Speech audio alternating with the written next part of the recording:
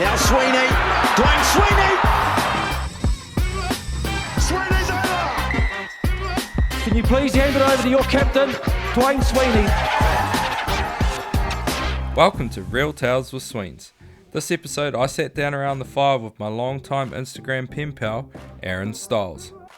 Aaron is the founder and director of Just Another Fisherman, which is a fishing lifestyle clothing brand based here in New Zealand. Aaron joined me here in the Waikato and stayed at my home for what turned out to be an epic couple of days marlin fishing off Raglan, filled with plenty of tails, bears and even a couple of marlin, with one of the fish ending a 4-year journey for Aaron and his boat Critter Collector. In this podcast we cover some great topics, including the tale of that 4-year fishing journey, how the brand was originally a hobby, Aaron's pure passion for fishing and how it inspired the brand, chasing snapper in the shallows with soft baits and putting your boat on the rocks. We also discuss marlin fishing from small boats, pressures of working in the fashion industry, the crewman shorts and how epic they really are, Instagram pen pals, the importance of having a process, and so much more. As always, the show notes will be available on Instagram at Real Tales with Sweens and the website realtaleswithsweens.com. The website will also have all the links to listen on your favourite platform. Aaron was also kind enough to offer all you listeners a 15% discount on all Just Another Fisherman products by simply entering the discount code REALTALES, all lowercase, before checking out of their online store. This offer will be available for a month after this podcast airs, and the links to his website and online store will be available through the podcast webpage on realtaleswithsweens.com. Also remembering that podcast partner Good George has a 10% discount available for all listeners by entering the discount code REALTALES before checking out from their online store. And that link is available through my website homepage. Lastly, I want to say a special thanks to Aaron, my Instagram pen pal, for a rad couple of days, and taking the time to share his tale with us. So join me as we get to know the man behind the brand Just Another Fisherman, Aaron Stiles. Enjoy the podcast. Alright, so I'm sitting here, we've got a bit of a different setting this evening, so we're sitting out on the deck. We've got the brazier with a marlin on the side of it. I've got a t-shirt with a marlin on it. We caught a marlin today, and I'm sitting here with Aaron Stiles. So he's the founder, director, basically everything there is to do with Just Another Fisherman. A lot of the listeners would have heard of the brand based here in New Zealand, and yeah, it's a pretty cool brand that I've been a big fan of pretty much since day dot. I had my original crew shorts on today, which yeah, they've seen a few fishing. Yeah, they've seen a few fishing trips, but OG original. Yeah, they are. Yeah, and that they still show no real signs of coming apart, do they? Even with my big legs and big bum. It's good though. Like it's what they're built for, to last. We talked about it today. We've been social media, Instagram pen pals for about 3 years. Yeah, we just had something in common. Little boats and like. Especially marlin, probably fishing in general, but marlin fishing especially off little boats, which we had a pretty special day today, which, you know, I've been hunting for a long time out of my boat, which you've achieved quite a few times. But, yeah, and we just chatted for like 2 or 3 years. The man version of a pen pal, or like the adult version of a pen pal, eh? Yeah. Hey, bro, how'd you go on Saturday? Are you out? Yeah. It's funny that, and like how social media works, and I suppose you see it probably on a bigger scale too with the business and the reach that it gets, and we've talked at length about the group of people that are involved with the brand who wear the brand. Like it's pretty cool. It has a very big reach for. Yeah, it's been. I guess when we started, it was just at the start of like when Instagram and people could build an identity for themselves, which is massive, I guess, in rugby or any sport now. If you can build an identity, like even accounting firms have Instagram. So it's like changed the whole way that people look at people. And we just kind of like started out at that sort of stage, and it was just like post the best content possible. And you were like, you reached out and go, fuck, this is rad. Like, are you, and we we were only small then, Mm. and it's just like, and you saw I had a little boat, and we Yeah. just chatted about marlin fishing, and that's what we had in common. Yeah. You know, like our little boats. And I was trying real hard. Yeah. And yeah, and it was just that's what we had in common, and that's that one thing. It's like, oh, he's in the same interest as me. It's like probably maybe at the same stage or going through a different period of like where we are at trying to achieve our goals or setting up our boats. And doing things like fishing like we were today off the west coast. Yeah. Like little boats off the west coast. Everyone's used to like 8-meter like trailer boats, like big hard tops, and then you've got little, you know. Hey guys. Yeah, sub 5 meters. Like, what were we? 34 mile off Raglan today? Yeah, I think so. Yeah, so fair old when way we out. actually found a boat. Yeah, that's true. Yeah. We like finally It's found like a boat. midday, I think. And we Yeah. finally found a boat 35 miles out. But Just happened to be a we good planned, mutual friend though, too. Yeah. Well, we've been lining this up since last week? Yeah. When the weather window looked like it was coming. And And we- then a bit of local knowledge too, like I've fished out there a bit, so I can kind of Since get a pretty you've good moved understanding. into this beautiful place, Yeah. like, they could see us now. Look at the moonlight over Yeah. the bloody fire and shit. Like. Yeah. But local knowledge, Oh, and just friends that fish the area. Mm. You know, Yeah, we're pretty like- lucky. Like today, Brownie, Ben Brown, from Built to Fish, who Which was is- episode 2, I think, on the podcast. Yeah. Maybe 3. Yeah. And he's like a new member of the JAF team, Yeah, like recently in the last couple of years. Like, Mm. but kind of, he liked our stuff and he had other shit going on. Mm. And he bought like some of our old Sea Dog singlets and stuff, and he loved the prints and like just liked what we were doing. And as he built the fish and molded it to what it is now, it's just kind of that we lined up. Mm. A lot of shit with Daiawa and like Yeti and that we sell in store, and it's just kind of molded. And now he's been on JAF campaigns, and it's rad. It's cool. Yeah. And he helped, you know, like he's like, oh, it's good to see you turn up in the area where the fish are. Yeah, We're like, yeah. "Oh, yeah, sorry, bro. Yeah. We're a little bit late. Yeah, it wasn't it wasn't a bad ride out, but it still wasn't nice to see it quite settled, but yeah, we got there in the end. Yeah, that's something we'll go into a little bit further like shortly, but I did want to, like, Jeff being just another fisherman, so Jeff's, is that what you call it? Yeah, JAF Easier for to short. get out. JAF for short. It's a long name. Yeah, All yeah. like a couple of my businesses, I don't know why we gave them long names, and they end up with abbreviations. Yeah. But JAF's like quite easy to say, and it's kind of stuck for a lot of people. Oh, Yeah. we're going on a JAF trip, or Yeah. have you got any of the JAF UV long sleeves? And it was just the names kind of like, because it is a long name, but that's just what we were about. We're just fishermen that like hanging out, and we just built apparel around it. Yeah. It was the initial idea. Yeah, like if you haven't seen the brand, like I'll chuck it up in the webpage. But what I really like about it is there's always a story to everything that you guys do, and I think that, like, you know, the campaign shoots that you talked about, just mentioned briefly there with Brownie, but there's I've said it to you a number of times. It's just a rad crew of people that are involved. Like basically everyone in New Zealand, well, you know, like a lot of the top guys creating really good fishing content through social media, Jeff Affiliated, anglers, you know, like they're wearing your gear. From the So start, it's got a big I reach. never wanted, like, and you'll get this with anything that grows, that kids will go, I want to be a part of it. Mm. And they're like, how do you be a part of it? And it's like, create good content. Yep. And it's like, if you've got the means to do that, then, and we work as a relationship, then it will work. Like, because the thing is, like, the quality, to build a good quality brand, you need quality content. Yep. So it goes hand in hand. That's why Ben Brown he makes quality content. Mark Collins, like, slowly turned into an amazing, like, photographer. Like Luke Davis and the people we fish with, they create great content. And then Matt Query, that shot every single one of our campaigns. Like, he has built my brand because he creates good content. Yeah. And you get to a certain stage and you don't want to bring it down to just putting a, like, way shot up or something. Like, I have no problems with way shots. It's just, that's like, don't send me a kill fish with a shadow over it. Yeah. I'm stoked you catch a 20-pounder, but I want to see a 20-pounder being released, or a rad shot, just good angle, a bit different, so it's like sticks out from like fishing mags and stuff like that. And and then that's how we established it, and also the background, like this part. Best day, like for me, one of the a day I've been waiting 4 years for. Yeah. And then I get to hang out with my new pen pal. Well, long time pen pal, first time friend. Yeah, exactly. And have beers with him and actually go fishing and then tick off a goal that I've been trying to do on my little boat for 4 years. Pretty much 4 or 5. I was trying to think about it today. Yeah.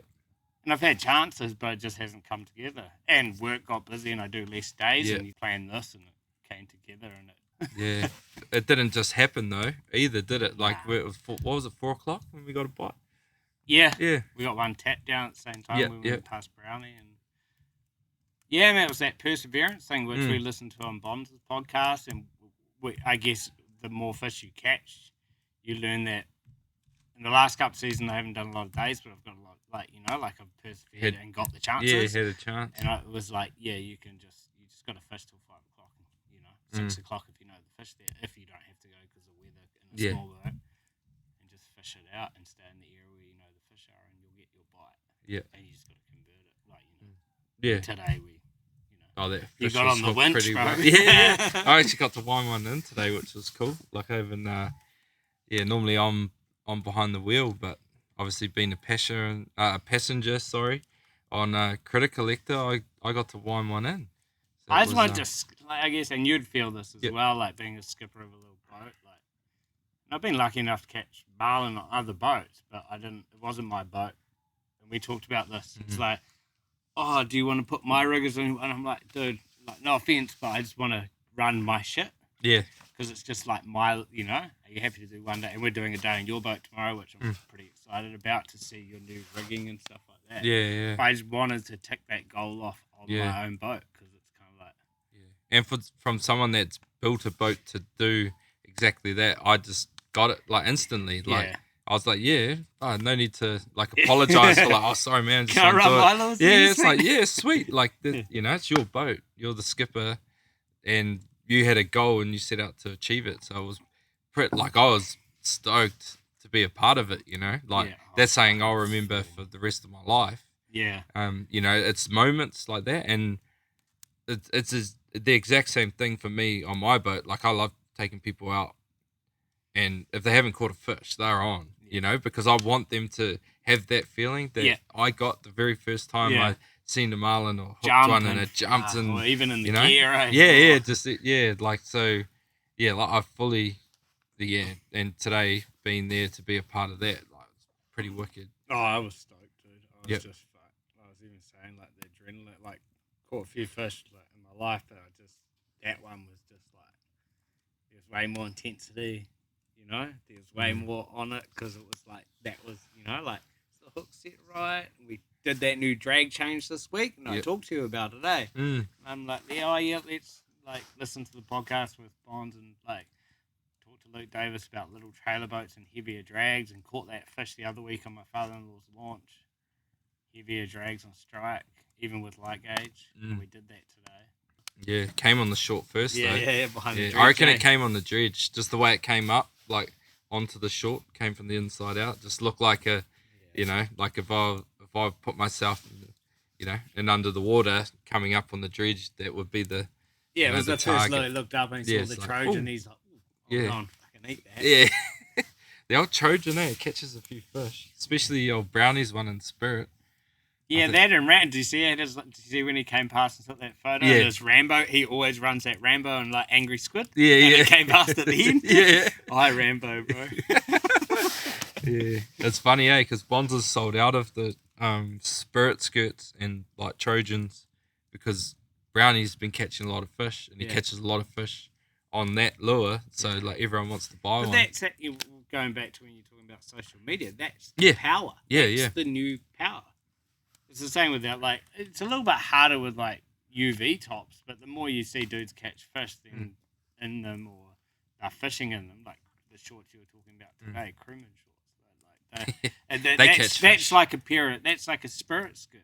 Yeah. Like it's like once you get up here, you're like, oh yeah, fuck, I know why. I got every colour. Yeah, and it's weird because you're talking about a short. Yeah. For fishing or lifestyle and fishing, you can fucking go. Well, these are like you can go to the gym in those, eh? Yeah, I've got a pair on now. So these are like one ones I had on today that I fished in Yeah. are black, the OG ones. But I've got another pair of black ones that I put on now that are like my good ones. So I got like a pair to wear fishing and then a pair to wear Yeah. like. I have goodies and bad. And then I have painting ones. Oh, All my yeah. like housework ones, I have Yeah. like housework ones. Yeah. We're like doing the lawns and painting the house and shit. And they got Yeah. paint all over. But they're comfy. Yeah. And they dry quick. Mm.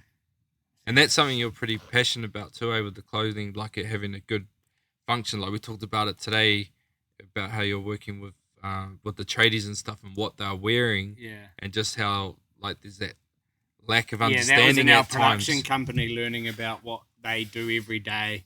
Wind change again, eh? Yeah, You get smoke, I get. Yeah, that was in our production company, but like that was stuff that I learned every day about fishing, like whether you're clamping around the rocks, like or jumping up a fly bridge or jumping onto your trailer boat off your trailer. You know, just the shit you do every day. But if you're wearing restricting shorts or your shorts get wet and they don't dry quickly, and you know, just all those things. And also like all our shorts used to have eyelets in them, like metal eyelets. They oxidize in salt water, so now none of our lifestyle fishing style shorts come with anything that are metal orientated. Everything's the magnets are on those, so everything's magnetic. yeah, Even on our cargoes now, so you don't have to worry about closing anything. Nothing rusts. yeah, You could wear them for 30 days straight. mm. Nothing would rust in Yeah. salt water. yeah, Everything's enclosed, and that's thinking about fishermen really. yeah, You get a punter in the shop who goes, oh yeah, rad. But I'm like, wait, could you go up to a car and the magnet, like, yeah, thing, you guys talking about that? You're fucking next to my car and the magnet pops off the pocket instead of to a car. yeah, Good. yeah, But yeah, that sort of stuff, and now thinking more like that, it's the same. It's like, I just don't want anything to break down salt water. So we are actually real fishermen, designing for fishermen. and the real Genesis thing too is with the podcast. I forgot to mention at the start, but Aaron, being the good bugger that he is, has given us a discount code to share with all the listeners. So 15% off. All you have to type in is Real Tales, same spelling as the podcast. Just do it all in lowercase, make it nice and easy. So no Yeti though, because I get in Yeah. trouble. Yeah. So just Jeff branded product, but there's heaps of it, and we've got new winter range dropping soon. So Mean. February, March, April, May, got the new UV hoods dropping soon. So there's heaps of new product. And I tested out the UV got long one of the sleeve new today. UV long sleeve. Because you haven't had one, eh? No, I haven't had one You've before. had all the shorts and tees and stuff. and the eh? tees and But- stuff. Yeah, but yeah, game changer. Yeah, Like- you enjoyed it? Yeah, Nice. really did. You weren't too hot? Nah, not at all. And I just washed it so I can wear it again tomorrow. You'll look good on that mini cheesy. Yeah, tomorrow. will be good contrast, eh? That Yeah, colour with black the and dark blue. boat. Yeah, I suppose we should really talk about today, and I guess like the journey to it. Yeah. Because Aaron's got a 495 workmate, eh? Yeah, Surtees. Surtees workmate. Yeah. Yeah. My first ever boat I owned. Yeah, It was boy. like, I was like, fuck, I'm in now. boy. Cracked it. Wife and boat. Yeah. And yeah, it was just, and it was because of the brand. It was like we could do campaigns, and we like doing inshore. Like I do a lot of soft baiting, and I wanted something that was versatile. But then I grew up marlin fishing with my when I met my wife's old man, he introduced me to marlin fishing. I was like, I want to catch one on a little boat. Mm. Because I even wanted, I thought about it, like heaps of people thought about them on kayaks and stuff when I used to kayak, because I grew up kayak fishing as well before I got a boat. You did heaps surf casting too, eh? Yeah, so like grew up Bay of Plenty originally, so Bay of Plenty boy. And then old man was into surf casting, so did heaps all the way through to like, I think I started going when I was like 4 or 5. Learned to Won a few cast. comps too, Yeah, didn't you? yeah. The old Fill us in on that. Sherwood Street surf cast. There's an amazing, a lot of dudes that know about surf casting, like 90 Mile Beach, and this guy's actually a really good marlin fisherman. He's only recently got launched by a guy called Vaughan Craven.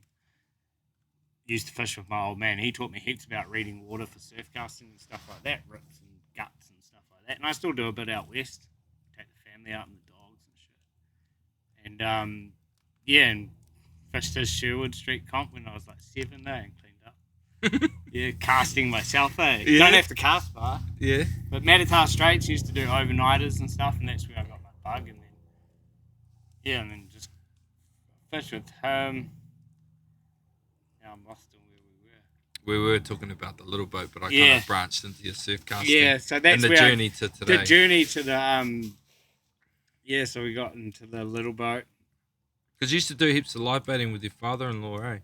Yeah. Yeah. So when I met Yeah. Penny, my wife Penny, met Ray, who I've fished with pretty much since I met Penny. So I think we've been married 10 years now.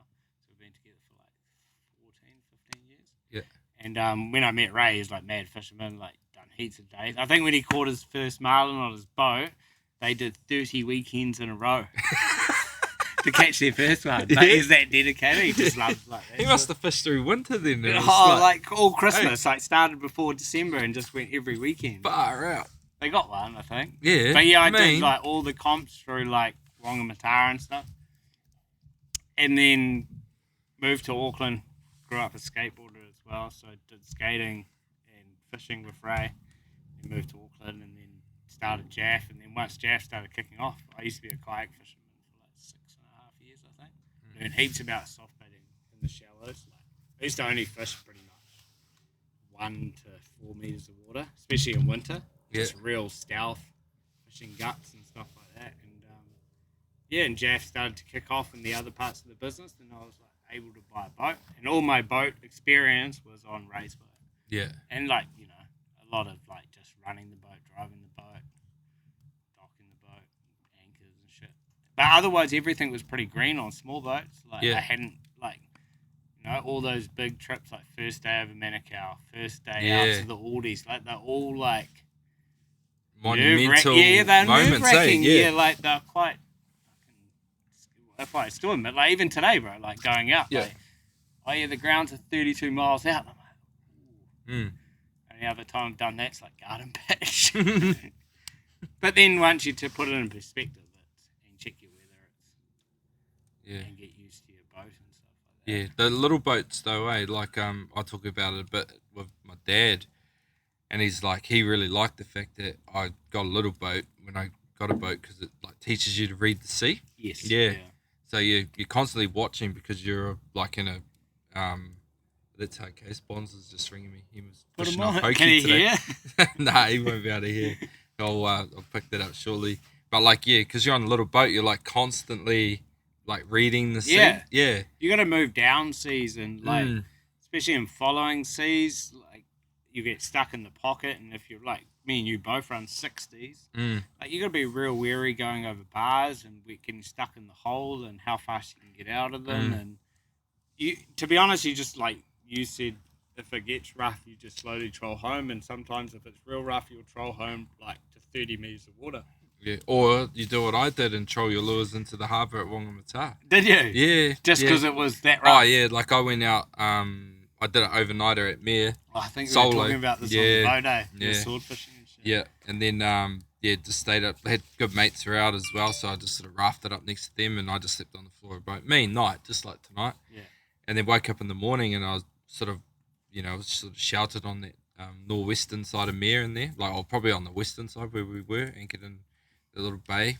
And then I was like, oh, yeah, sweet. Like, we had some breakfast and I thought, I'll chuck 2 marlin lures out and I'll troll back around the back and do some more drops. Yeah. So I set my 2 lures out and then started trolling out and poked my nose around the corner and I was like, all this white water. And I was like, what? And it was blowing like probably 25 knots from the southeast. And I was like, oh, and I turned back and went back to saw my mate and I was like, bro, it's pretty rough around the corner. And that Mere Island, they funnels. Yeah. Like, and you can't actually hide from it. Nah, and it was, I don't know, it was like 6 a.m. or something, and I just thought, oh well, like, I'm not going to be fishing today, so I just turned for Wonga and just trolled my 2 lures all the way back in. Yeah. And I just was, because I was by myself, and it was rough, like it got really rough, like the sea was sort of coming from the northeast, like the swell was coming from like northeast, but the wind was coming from like the southeast, so I was standing it up, and I just like ended up trolling all the way in over the bar and into the harbour, and I cleared my lures as I was going past the wharf. You're like stare at your hands cramp off and shit. Yeah, You're yeah. like fucking concentrating real hard. Yeah, but that's one thing though. Like with my boat, the sea was rough, but I felt safe. Yeah. Like I was just took my time We spent a and lot just of time. being aware, like watching. Yeah, we spent a lot of time talking about that today, on even talking about big boats versus little boats and how they sit in the sea. Yeah, It's like because you feel safe. Like my boat's slightly bigger than yours, like 495, but like when you got a 13, like we had a 2 meter swell this morning, little bit of leftover chop, like what 0.8 or something. But Brownie rang us and he goes, "Oh, it's pretty." yeah, But the thing is that like we did 12 to 16 knots on the way out. yeah, And we're kind of used to it because we've got a little boat. yeah, I was turning the bilge on. No water was going in the boat. yeah. It just took a little bit longer to get out. That's why we didn't see them till 11. yeah. Hey, bro. Hey, bro. He already caught one and raised another one. How's it going out here? Yeah, it's hot, bro. Yeah, we're like, oh, okay. Oh, mean. I'll wait till later, eh? Yeah. We'll catch the big one at the end of the day. It was a nice fish too. Yeah. Real nice one. But we'll carry on and like talking about that journey coming through, like with the marlin fishing. So you had the experience live baiting and stuff with your father-in-law and caught them in like 21 meters and stuff. Yeah, so Pretty big. we caught quite a few fish on his boat. Like it's one special weekend that I popped my cherry like when I was like 23, I think. Yeah. Like young, like skateboarder rat kind of dude, and like learned about marlin fishing. And he is old, like classic old school. It's rad, like live baiting carwai under balloons, and you hang around bait, which Yep. when we marlin fish now with the lures, we want to find bait. Yeah. He just puts bait out where the bait is. Yeah. Like places like the Lab and Schooner, and they've all changed a little bit with the arena and so on. But he caught a lot of fish. He taught me what like the basics of, and he caught a lot of fish. He used to take carwai out to the rangatieras and get doubles and. Mean, eh? Yeah, it was fucking sick. Like, and I only came at the end of it, and the fishing kind of changed, and he didn't get as many bites, and I got excited about going further afield. I'm like, let's go to Waiau, or let's go to the Mercs, and we had some mean trips. Battled a Marco shark, like a big oceanic one, for like 8 hours once, and it bit him off because he only fished 24. Yeah. But he loved it. Like we had some of the best times of our lives, and then that's where I learned about marlin fishing, and I saw the unicorn, and Yeah. I was like, oh, and then I went. I don't know if it's a good day or a bad day, that first time, because it just. Well, you can fluke it. You'd be first time marlin fishing and catch a marlin. Oh yeah. You know, My a lot wife- of people do. yeah. My You know, wife's done it. I went 9 years. Oh yeah. Hugo popped Yeah, my. that's right. Yeah, Yeah. that was 9 years. Yeah. And like I started a fishing brand, and it's like had my boat, Yeah. still couldn't do it. You know, like Yeah. catch snapper and shit, and kingies, and go to the Kings and go to crazy places. But it's just that unicorn on your boat, and it was just learning, and like Bonds kind of helped me out a little, and I got introduced to him, and just slowly. But today, like running first time, like doing 4 lures, just real simple, clean spread. Yeah. And we're in an area where there was fish, Mm. you know, so like, Yeah. and that's what you got to put yourself in. Yeah. Yeah, that was my biggest problem with lure fishing is I never fished in highly populated areas of fish, really. Like, Because you did a lot in the Coro to start. Because you got yeah, Tyson heaps. Fitty Yeah, Hanger. yeah. It wasn't until we moved here. It was might have been the day or the day we Latest moved babes. in. Yeah, it Go was like Raglan. all the boxes were in the house, and I like got 2 mates over and we got in the boat and capped it. Went fishing off Raglan. Dropped 2 that day. Raised like 6 fish. It was mean. I was like, this is epic. I'd caught 1 fish on a lure before then, behind my boat, and it was like it had been a couple of years since I'd seen one when I was lure fishing.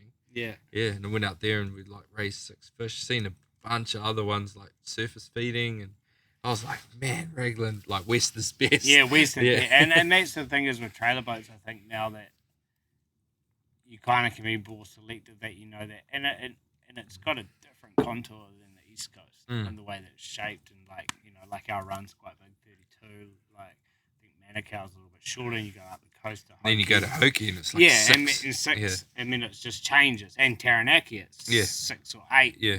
And, you know, like, but that whole line on the 100 is where it all sits. Mm. You We know, could but see it today when we had a good look at the charter. You can see all those contour lines. Yeah. Where we hooked that fish, we're like right on the edge of that shelf. Yeah, where Yeah. it comes up. Where it like, comes it up. drops to 130 pretty quick. Yeah. But, like, 70 to 100 is like... Yeah. Well, 50 to 100 is like Yeah. flat pretty Yeah. much. It takes But you so get long. fish shallow, though. You Yeah, do if the yeah. water pushes in, the bait's there. Yeah. But yeah, it's been a pretty, especially like, you know, like I mean, in the last couple of years, I've got to do some pretty cool trips to the Kings. I've been to Aussie and caught little black marlin, but not on my little boat. Mm. You know, like that was it's Yeah. my boat. Yeah. Like, it was the boat I bought, the boat I set up, the boat I bought lures for. It's my personal boat, not like a Jaff trip or a, Yeah. you know, I'm going to see my buddies in Aussie, or Yeah. I'm on Hugo's boat, or I'm at the Kings on George's boat, and we do trailer boat trips to the Kings on the Hauraki Express, which is another crew of Jaff guys. Yeah. We got a blue on that trip. My father-in-law, but I like got a marlin last week on my father-in-law's boat, but it wasn't that journey, Yeah. and that was the journey that Well, I was surprised I got given the harness this morning. I don't want to wind it in. Yeah, I just yeah, I was wanted just to. like, oh. I just wanted to catch a boat. I just wanted to catch a marlin when I took my boat out. Yeah. That was. It doesn't matter who caught it. Mm.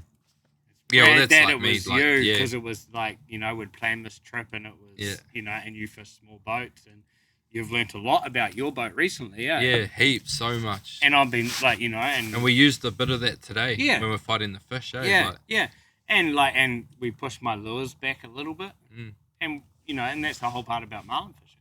Fish with other dudes that do similar shit to you, like little boats or whatever, and you know, we both run light gauge and we both run Bonds lures, like, and we kind of put it all together today, and yeah. it's on. It was on, eh?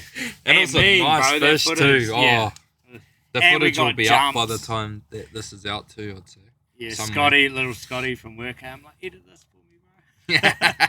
But we got footage of both, eh? When we got it to the leader pretty quick. Yeah, it was. It wasn't a long fight. Like, But we Nice played 30 games on it minutes. and drag, eh? yep. Back heaps on it. Yeah. And like a few mistakes, or I had a mistake off Manukau. Well, not a mistake, me and Mark Collins, Yep. who you met. Yep. Him and his little grommet fish. Yeah. all the time. He's a fucking good Jaff. He's our longest standing Jaff dude. Oh, is he? Mad props for that dude. Like, Yeah. He's a man, eh? His life journey's pretty sick. Yeah. Like what Just he gonna put does. some water on the fire. Yeah, I got a lot of time for him, and I only met him that once at Manu Bay And his when I helped him launch his boat with his 2-year-old. 2-year-old. 2-year-old on the boat, and he went out like, I don't know, he went like 40 or 50 mile. Yeah. Why? So me and him caught that fish with Ray the other week and a couple Yep. of yellowfin. And Ray hadn't had the yellowfin on his boat for 15 years. And he fished like back in cool though, back, Whakatane was. Yeah, it's Yeah. so good. Yeah. Well, it just makes marlin fishing. Mm. And even Mark was saying that was one of the best days he's ever had out of Mere ever. Yeah. Like a trip, 2-day trip, 2 yellowfin and stripey. Man, That's eh? a good like couple of days fishing, especially when you're like. You know, Yeah, well, I caught my first yellowfin. Oh yeah, you did it. Yeah, Fuck, up north. That's awesome, and then I was bro. like, fuck. Yeah, I was stoked. Like you used to be more excited about one of those than a marlin Yeah, because they were so like, so rare. rare, Like, and they they were even taste more of a better. unicorn. Yeah. They taste so Yeah. good. It was funny, Callum caught 3, I think, when he was up there. He got a stripey and 3 yellowfin, like one sort of each day. And he, I was in the tackle store, just like having a nosy around, as you do. And then the guy's like, oh, you've been out fishing? Yeah. And he said, oh, how'd you go? And I was like, oh, yeah, good. We got a stripey and then got a yellowfin the next day. And then someone was sort of listening and they're like, what? You, like, oh, he must have asked you to tag it. And I said, yeah, I tagged the stripey. But I think he thought I said I tagged the yellowfin. Yeah. He's like, but you'll be the only person I've ever met that would let a yellowfin go. I was like, oh, no, I didn't. But Callum did. Yeah. Oh, so did you know the boat Sotiga from Whangaroa? Yep. What's the guy's name? He buys a bit of Jaff off me, and I've known him just through a Jaff customer. Yeah. His dad used to work for Daiwa Oh, for years. Sam Corbin. Yeah, Sam. Yeah, Yeah, he works texted me on- today. He's a rad dude. Yeah, I've met him yeah. a couple of times, and I met his partner through work and stuff, Yeah. like Brian Jaff. And He tagged one this year. Yeah. Yeah, it's Yeah. rad. Yeah. We only need like. Yeah. Once Me you and Mark caught got one. a double, and Mark's missus heard we'd caught two, and she gave away all his that he caught in my house. Oh, so yeah. he had to like take it. Yeah. Yeah, well, you know, Sam, that Yeah. the guy that messaged me today saying that was a good size one that we caught, and that he goes, "Oh, you make mean as Gez, and he's made you rich from buying all your Yeah. clothes." Yeah, that Sam Corbin was his best man at his wedding. So He's small not the guy world, from bro. Fitty. Nah, that's Mitch. Yeah, that same friend group. Same friend group. Yeah. Because the guy from Fitty goes up and fishes with Yeah, Sam. yeah. And so does Reese. Reese is the other one that goes up. Yeah, Ah, small see, world, eh? Yeah. And that's a bonus to social media because you'll Yep. see those groups of people together. You can I mean, make connections. And, Yeah, and like you can become collectively kind of conscious that like those dudes kind of on the same wavelength as you, so you'll get along. It's the same with like the Naki boys that I've become friends with, and Yeah. like you end up with crews in different hoods. Yep. And it's rad because Mm. if the bite's good, like I'm on the way down, bro. Yeah. You know, like, and Yeah. I feel like now, like hopefully, I don't want to wear it up too much, but I can come here. For Oh, you Adam's come on. here whenever you want. Yeah, like it's Sweet. sick. Plenty of room. Yeah, Yeah. it's mean. Yeah. And match fishing, like But see, that's the thing, like with fishing though too, like anyone that's into fishing, like I would give them a bed, you know? Yeah. You know? Like, because it's like, well, we're bound to like the same. If you come in here to Yeah. try and catch a marlin, like we've got something in common. You so got something in come and common. have a beer. Like, Yeah. I've got a big lawn and, you know, Chat. got some spare beds. Like, And bring that's- some beer and, well, I've got the good George, so. Yeah, the good That, George. you know? I was enjoying those. Yeah, tonight, yeah.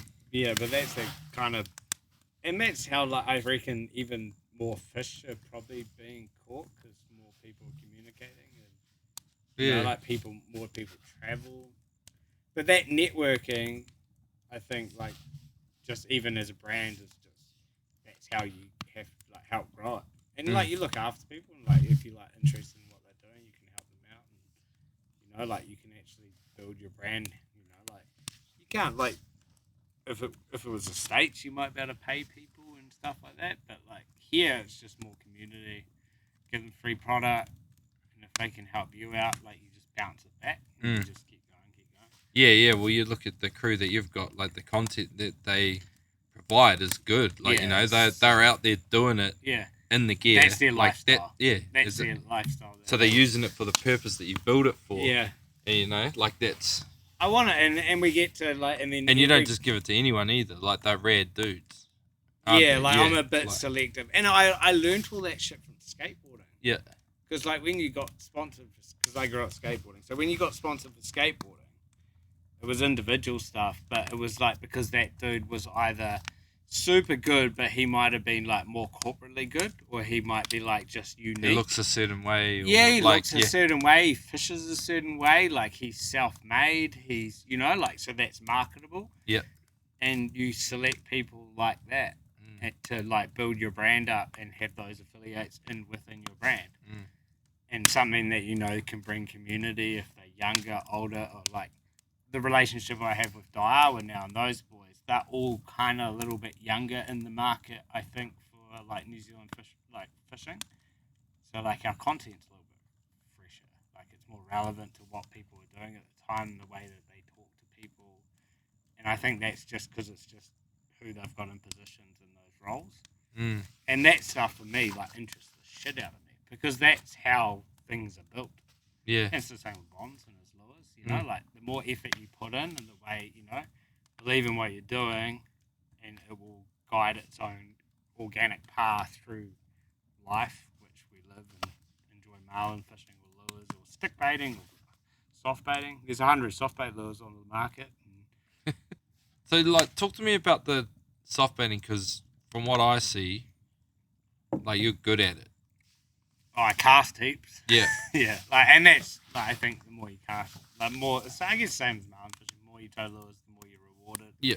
In the right areas, the more you fish soft places. Well, you learn. The more you do it, you learn, don't you? Yeah. Yeah. So we're more like, and it's real fun. Like with the Ming Code. It's an active form of fishing. Yeah, it's hunting. Like that's like, I it's hunting. Yeah. Yeah. Like it's and I learned that all from kayak fishing because with the kayak you go out wide, but it's kind of a bit boring. Just soft baiting 40 meters over the sand is kind of like ledger rig fishing because it's like drop down, catch, up, down. But then when you're casting at a gut that looks like a nice shadow or a low-lying foul, and that fish has 5 opportunities to get away, and you have 1 opportunity to get it out if you drive your boat right, or because you have to have a good helmsman on, then you win the reward, and you can catch fish up to 20 pound in 3 or 4 meters of water. Yeah, that's mean, eh? That's the reward, and it's intense, but it only lasts like 5 minutes. Yeah. But it's a fish of 1,000 casts, and then you lose heaps, and it's like, or it's like, oh fuck, go around that bommy, go there, go left down, hand down, right. Yeah. I'll put my boat on the rocks and shit. Oh yeah. Yeah, because it's way too much about the fish, and you don't worry about your boat. That's pretty cool. Yeah. Dudes just surged out. Like I think we were fishing Quarter of the Coast campaign we shot. We had it was a little trailer boat mission up Rangiputa. Yeah. And we had 4 trailer boats, 12 anglers, 2 from Australia, like a couple of pen pals from Australia, the Flanagan brothers. Shout out to those boys. Miss them heaps, eh? Like you spend mostly every year with them, but now with COVID we haven't seen them for a few years. Yeah. But they were over, and we just soft baited the shallows and shot campaign stuff, like did land base and hung out on beaches and had situations like this with fires and had feeds and chatted every night about fishing and lifestyle and life. But we chased heaps, and I think Mark and Cam Halliday, I think Cam put his boat on the rocks that day. I think just out, they were out a little bit deeper, but just surged out, and he was just like, oh fuck, and then the surge comes back, the boat gets washed back off, still hooked up to the fish and shit. It's part of it though, and makes it exciting, eh? Yeah, well, it just makes fishing fun, makes fishing pretty fun again. Yeah, so like how did Just Another Fisherman originally start? Because you've been in, I guess, like clothing design and that side of it for a I've long been in time. clothing. I started working in retail shops. Oh yeah. When I was like 15. Yeah. So I met my wife. So you've always been interested in fashion? Yeah, skateboarding's got a a huge fashion sense. Like, there's like the punk dudes and this dude and this dude, and like if you looked at all of the skateboarders in the world, probably you could like channel them into styles, and then that's kind of so skateboarding was pretty self-expression in that sort of state because you didn't have to wear a uniform. So I worked in a skate shop, and I worked in the same skate shop with my wife when she was like 17. I was like 4. She was a couple of years older than me. I think I was like 13 or 14, and I was like sponsored by the shop, and she worked in the shop. Oh yeah. Yeah. And we didn't end up dating till later on. Yeah. But and just got into clothing that way, and then lived in Hamilton for 3 years, studying design school, and then just ended up in the rag trade via working in retail stores, and ended up at Huffer for 6 years. And then that kind of just fizzled out and wasn't really working out. So my wife and I decided to start a small. So I did lots of sourcing overseas. So I spent a bit of time in China sourcing products and making clothing and learning how to like make a range and deliver it to stores within a timeline and all that sort of stuff. So we was like, we could do that. Basically like an apprenticeship. Yeah, really. pretty much. Hey, for starting your own brand. Yeah, we were just like, we knew there was a market for just that part of, because we used to work with people called production companies, and that's what we kind of own. But like, at Huffer, I'd go to a person and go, I want a T-shirt, and it costs this much to buy through that person because we don't have a supplier to make it. Yeah.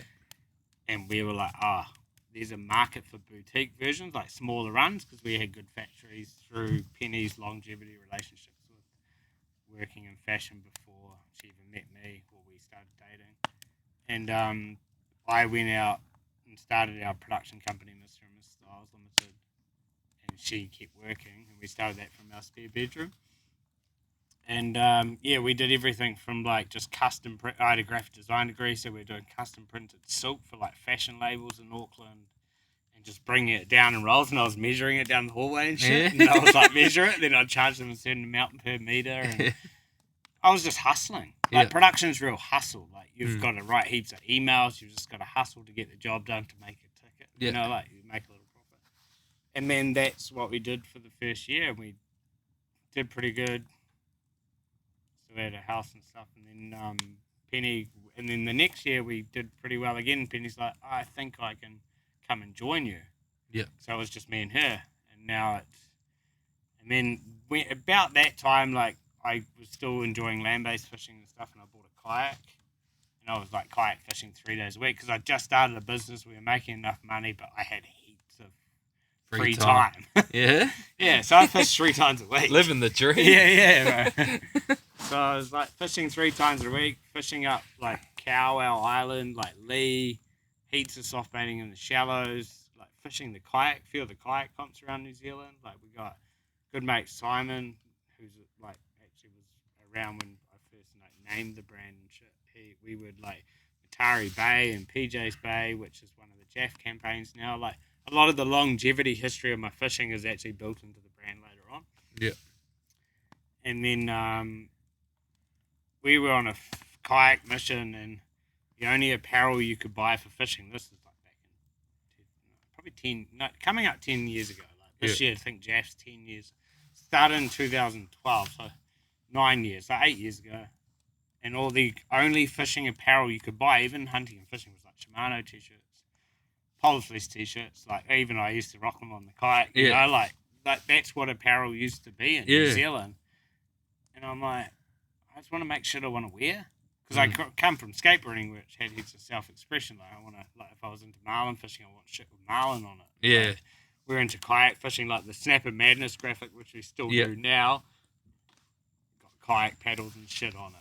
You know, and that's where I'm like, I'm gonna start like a side hobby, and maybe we could just like see if any of our wholesalers would want to buy it that we knew through the production company. Yeah, and then a couple of years later, we launched the website.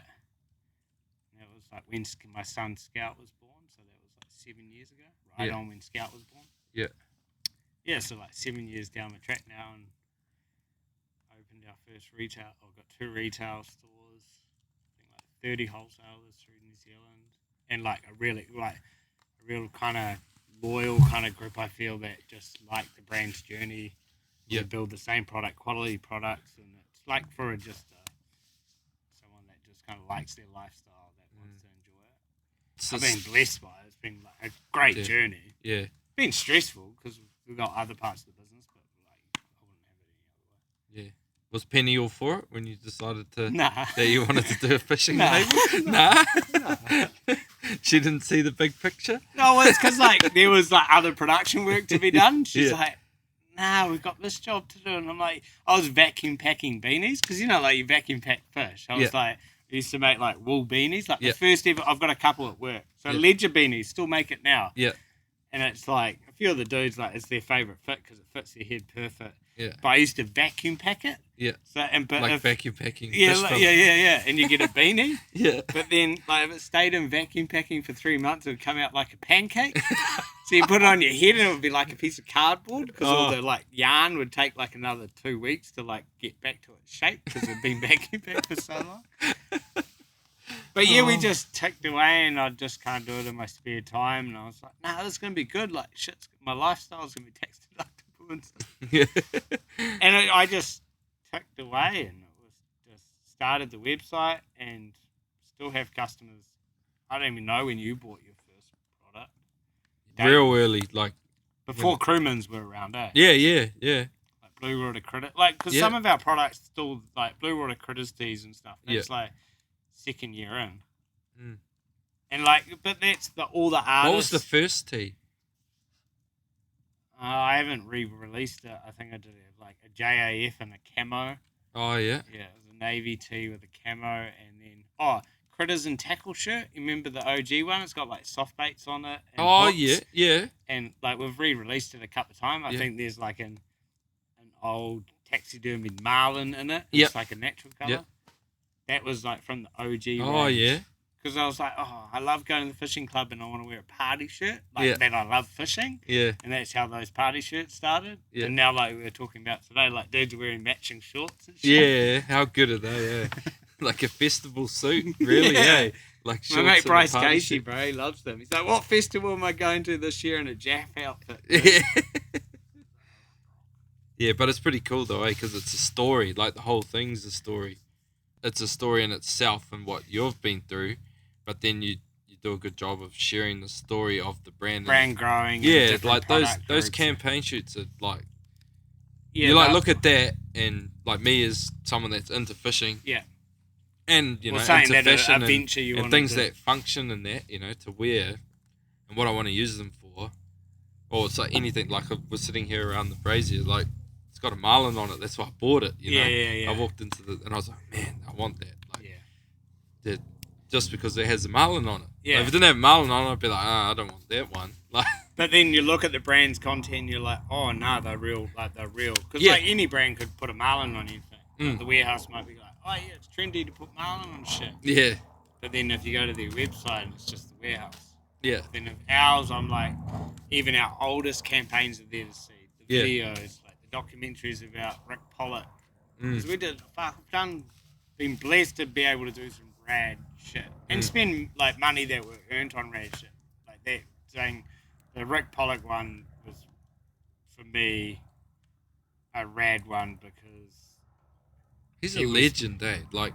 Yeah, oh, he's an absolute Yeah. legend. And I got to, like, sponsor his deckies. Like, Mark was Yeah. a deckie on his boat. Yeah. George Kiddo, that works in my retail store, was a deckie on that boat. I got to design the graphics for that boat. And I liked the culture on that boat. It was about a fishing trip. It's not about catching the biggest kingy. It was about the experience. You can adjust, you can fish different ways, and I got to host and bring people on trips on those boats, and I had some of the best memories of my life until he retired, because I only got the end of his career. Yeah. Some dudes got to fish with him for 25 years. Yeah. And a lot of people did, eh? Yeah. Like, yeah. They go back every year. But we got to shoot a documentary, A Salty Gentleman, which he is, and like that's probably some of my most like content-aware, proudest works, shot by Matt Creary, but about someone that is a true just another fisherman. Like, he's just a fisherman. He's 67, hooting out the window, fucking, like follow your fish, albacore under the boat. But it's awesome.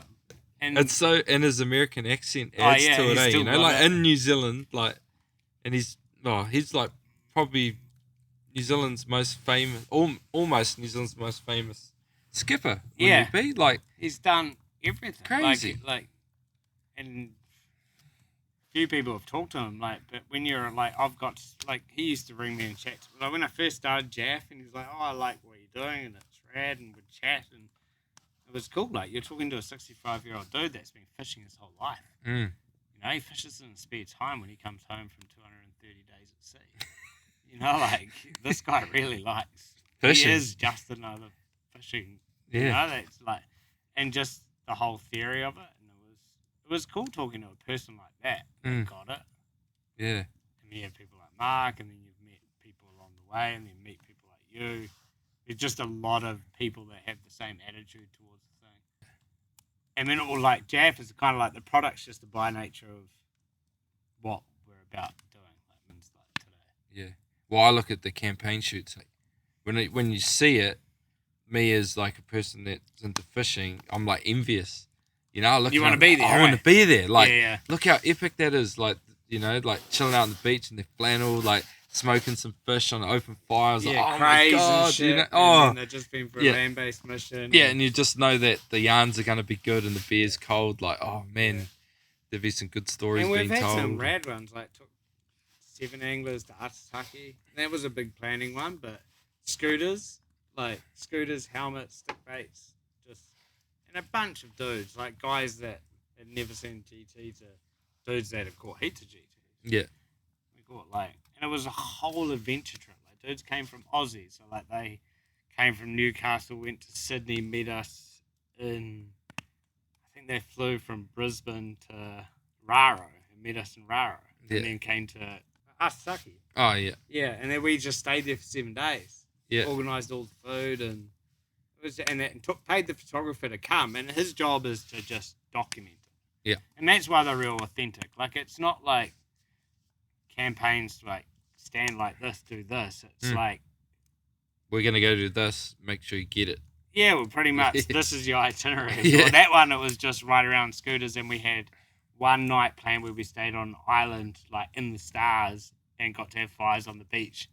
We had like GTs swimming around this island the whole night, and we were catching like long toms, and like Jake, our mate Jake, got fucking heaps of kingies, GTs, and he's done a lot of GT fishing in like Kona and Hawaii and stuff.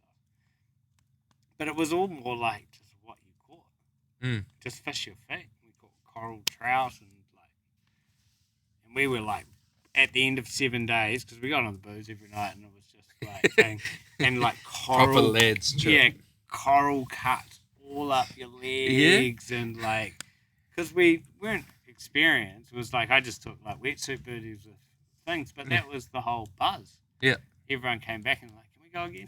Yeah. Yeah, I bet they did. Like, we're doing a clothing brand because it's such a big market. Like, everyone wears clothes. Yeah. There must be like, well, yeah, most people wear clothes, but there must be a lot of pressure. And is it hard to stay focused and on track with the direction that you're going when you see a lot of change and shift in what other people are doing and what's popping up in the market? Yeah, totally. Like, well, because there's trends. Or trying to be ahead of the trend. Yeah. Or like you've got to, like, when we started Jaff, it was more probably a lifestyle, even fashion. So Anglertech, you know how we have Anglertech? That didn't exist probably for the first 3 or 4 years. And that was mainly because, one, I didn't know how to make that product. That product didn't really exist on the New Zealand market. And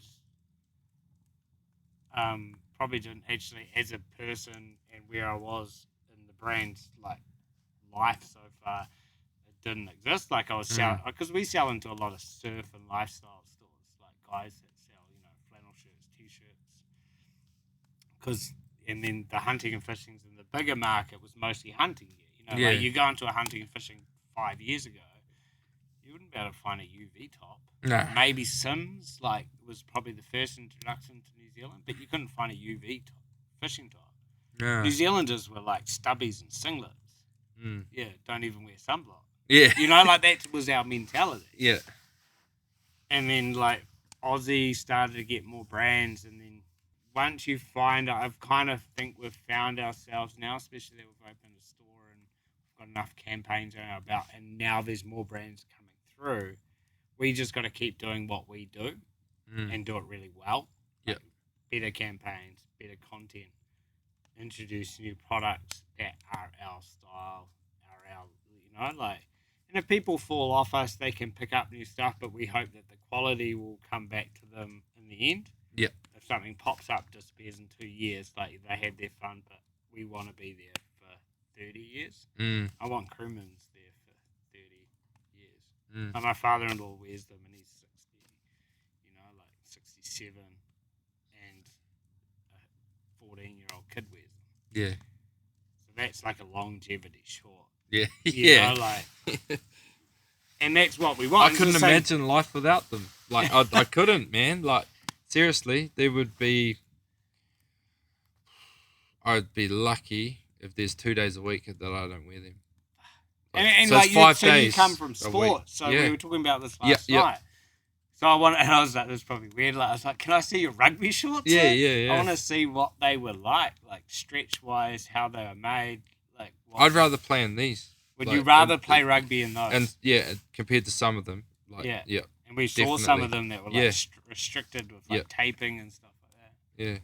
Yeah. And like, I've talked to George Burke, who runs the Harrick Express, and he has some days like he'll do 2 days chartering, and we do a cargo vision as well. And they look so sick, salted up. The black ones, you would have seen yours with salt all over them before, and they dry. Yeah. And I like want to frame a few pairs because, like, the saltiest crewman. They're one of those things you just fall upon. And I was the short's built because it's no different to any other short, but it's different because we've thought about all the things that a fisherman would want out of a short if you fish for 5 days. Have you ever done a pursuit trip? I wear these out to dinner, like everything. Like I do, like yeah, it's crazy. Like I wear them all the time. So it's like they function for fishing, but they're also like awesome in life. Too. Yeah, life. They're just so. Well, that's why comfortable. when I sell them in the shop, if I'm working in the shop, I'm like, you can do yoga in these. Yeah. Like you can go to the gym, you can go running. I run in mine. Like they are the most. Like they are perfect. It's just that they got a. I don't know how many people use the plier pocket. Probably not that many. Yeah.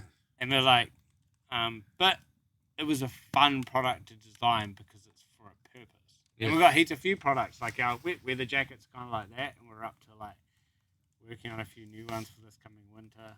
Yeah, they sound cool. Improved. Yeah.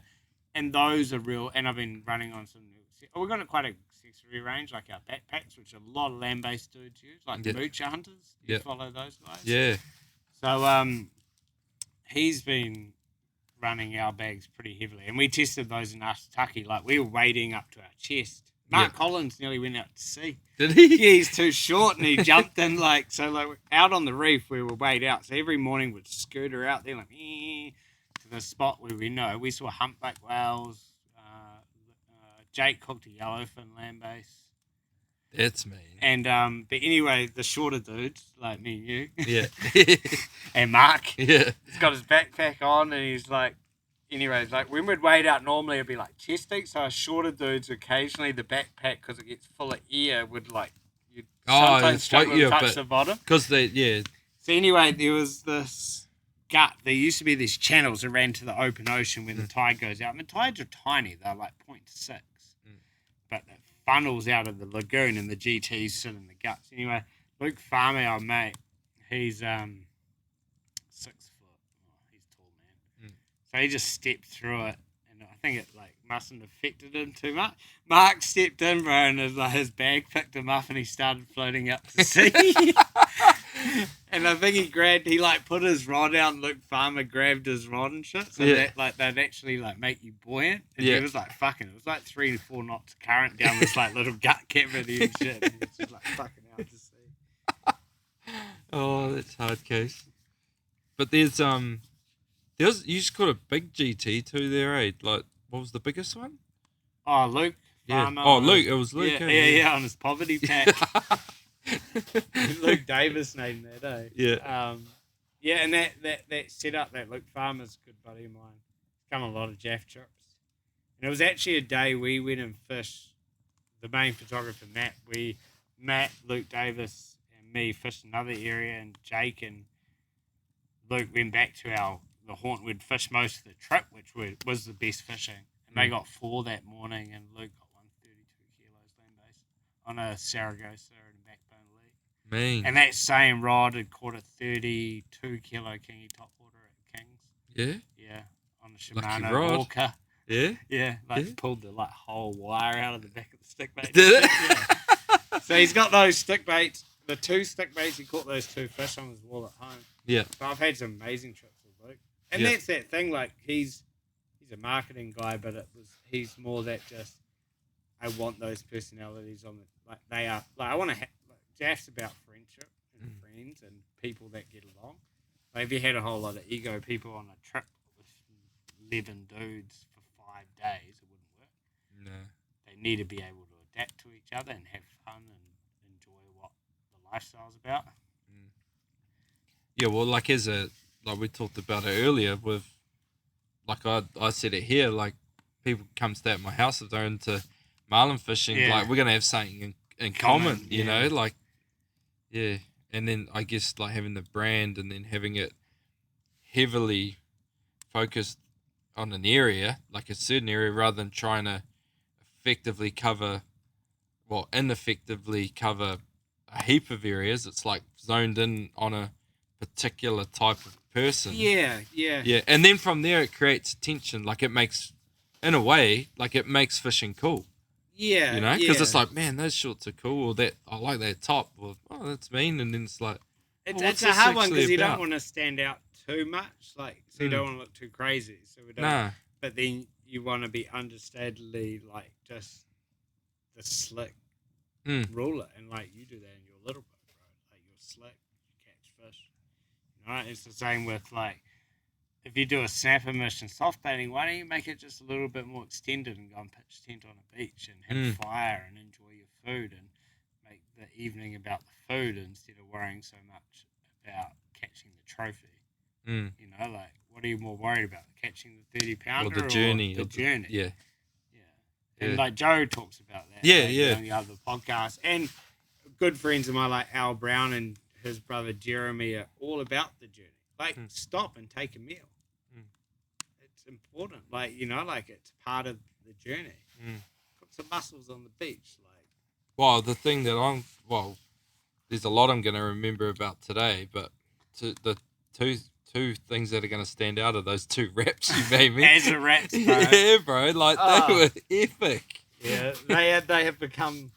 I'm pretty in charge. Like, when we run our Hauraki Express, like, charter trips that you can win and stuff, I'm always in charge of catering. Done a few raps, bro. But, you know, like, that's Al Brown's, like, Old Yellow. I think we had some... I'm looking forward to the venison. We had venison in them tonight. That was pretty good. Yeah, it's good.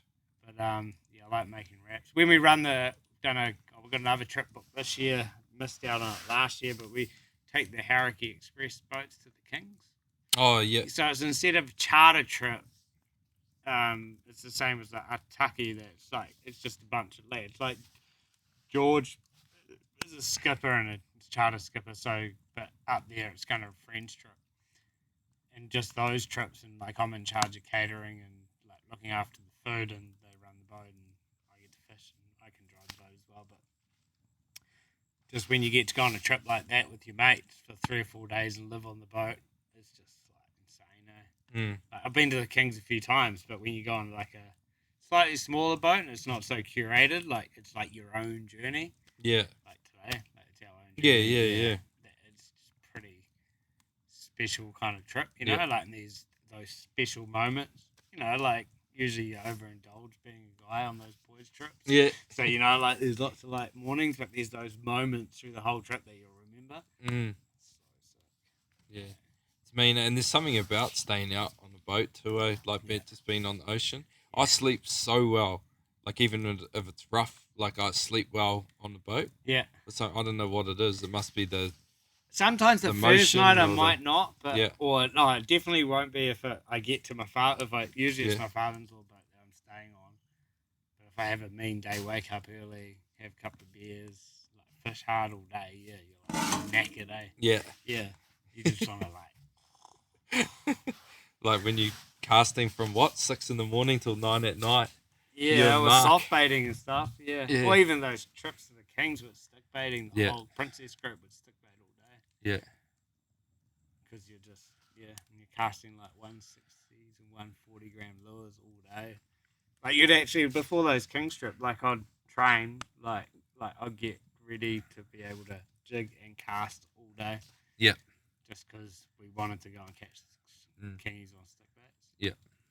Which is, you know, you're just getting your body. You'd know from it's just getting your body as you can. Yeah. And the hardest, the first day after, the first day you go hard as, you feel sore, but then you get way more groove. Yeah.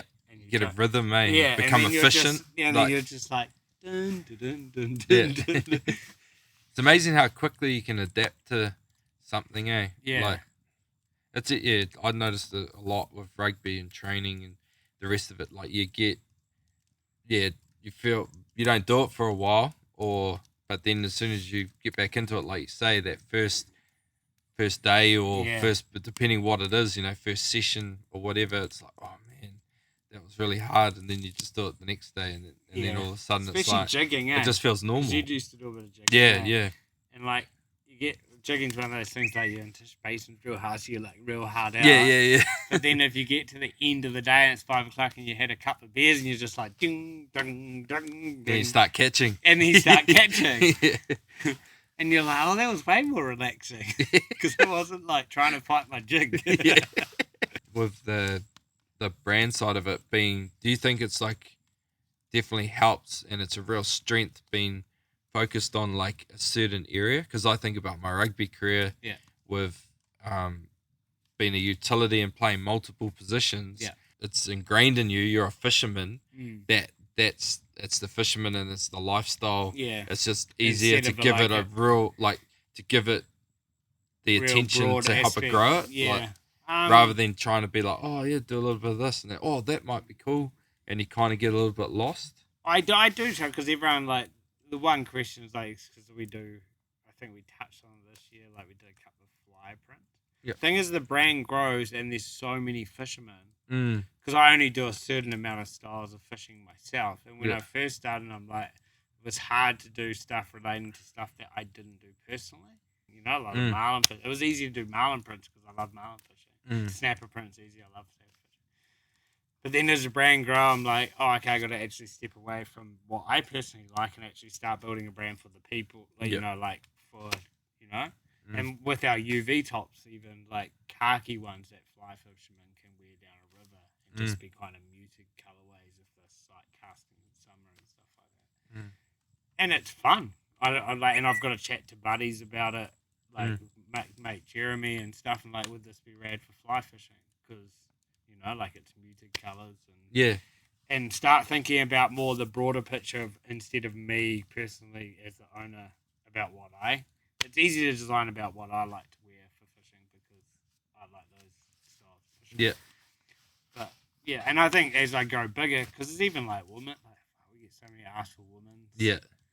Oh, Marie, my wife, like she didn't even like fishing, but she would wear it. It's a hard one though, like, because we, like with our life, you know how much lifestyle stuff we do, and it's like we are a menswear brand, like a lot big, but like we do chino pants and workwear jackets. Yeah. It's just that a lot of our aesthetic comes from fishing and lifestyle. And you can build like whenever we like talk about branding or something, like you can build a person that would be your brand, like, you know, like he'd be this person, he might be a tradie, and we were talking about this today, like styly tradie, and then flannel shirt, and then he's got a chinos, rad work ass, boots. and he's got a rad ass boat, like, you know, and he's like drives, like we even talk about it at work, and it's like down to like what kind of person would a Jaff dude be?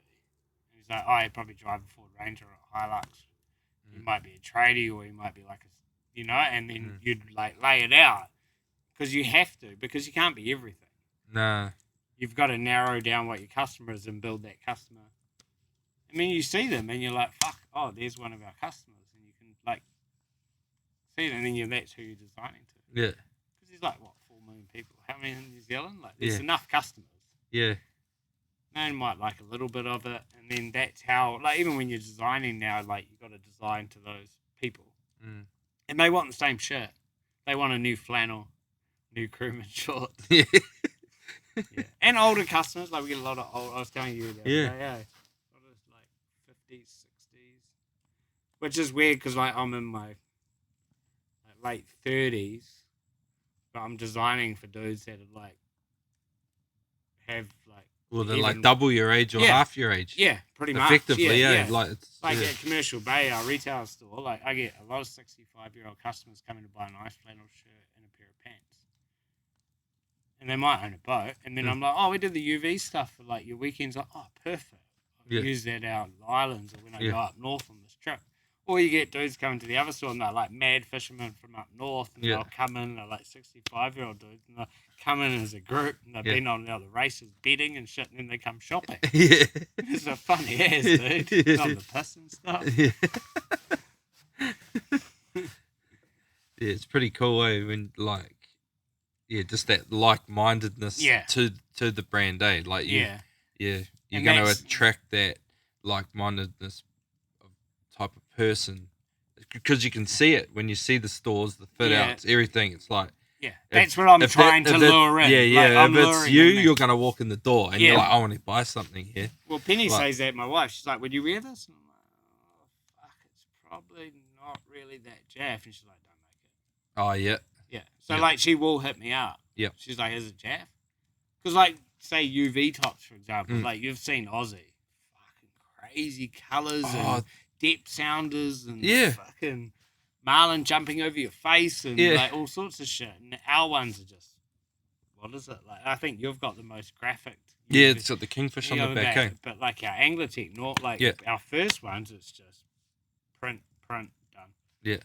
Minimal as. I think the new hoods are like tonal prints. Yeah. So you wouldn't something like. I like tonal stuff. Yeah, and that's kind of like because that's where I want the brand to be. Someone else can make the crazy shit. I just want the minimal. Clean. I would never ever wear like those ones that you see like in Aussie, like a depth sounder. Yeah, but they've got a huge market, like Tide apparel and all that stuff. Like there's a market, like. Well, there's obviously people that will wear it, like Salty Crew in New Zealand, like we were talking about the other day. Like that's a new brand, international brand, but on the market here. And what it's good though, it just creates competition. So people are more selective. Yeah, well, when I did the podcast with Good George, they said that like rising tide floats all ships. You know, like so. Lots of other people doing it is bringing it up because it's creating more attention. You just want to be at the top. Yeah, and you just keep doing your you do your job go up well. The wave, you always want to be doing your shit the best. Yeah. And then come back down, replan, do it again. So it's like my rugby career. Like I always loved competition because it pushed me to be better, and I was happy. Like if and then it made me play better. But then it also, if they were better than me and they got to play, I was all right with that because I was like, well, I need to get better. Yeah, like, I've got to refocus. Yeah, got to refocus. And I think I can't remember who on one of your podcasts about talking about mistakes. Was it Anton? Yeah, maybe. Yeah, like I can't, but. Might have been me, actually. Thinking about, mate. Oh, yeah, it was. It was talking about your coach. Yeah, Warren Gatlin. Yeah. And I'm talking about this in like another reference when you talk about business. Like, everyone wants to do well at business, but everyone needs to fuck up occasionally because you learn so much. And, like, you don't always... You can't... In an 80-piece range, you can't design 80 perfect pieces. You'll have duds, like, and you'll make stuff up and it will be like, oh, what is Jeff up to? What's that, bro? But it's part of the process. Yeah. And you'll slowly guide. I love, like, because we have all our backlog, like visual backlogs, campaigns, everything. Like, it's so great. Like, Instagram, amazing. Like, I think I've posted 2,700 times on Instagram, like individual images. Yeah. Like, we even talked about, like, you could make an Instagram book. Yeah. Just of the history of, like, and you scroll way back to 2011 and all the images are there, and it's so interesting. Yeah. But that's a crazy thing about those platforms. Like, there's your whole journey. Like, you used to have to buy books to see that shit. Yeah.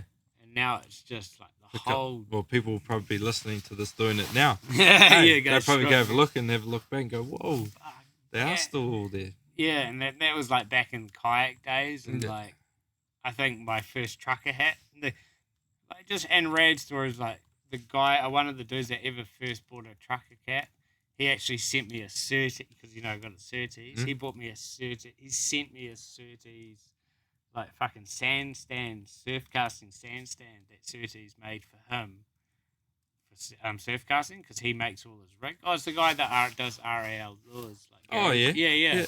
Well, it used to be RAL and then it's garage tackle. Yeah. Yeah. So he's a real keen surf caster, and I use all his rigs. Yeah. But he sent me a mean ass gift of a Surtees surf casting like sandstand. It's so mean. It's like massive too, so it's like good for fishing like West Coast. Yeah. Because I like wear waders and shit, so I wade up to my chest. But just that small stuff, like that they know that you like and you can, relate. It's been real interesting for me, I guess, like transitioning out of professional rugby and then starting to look at like different things and getting a whole different perspective. Yeah.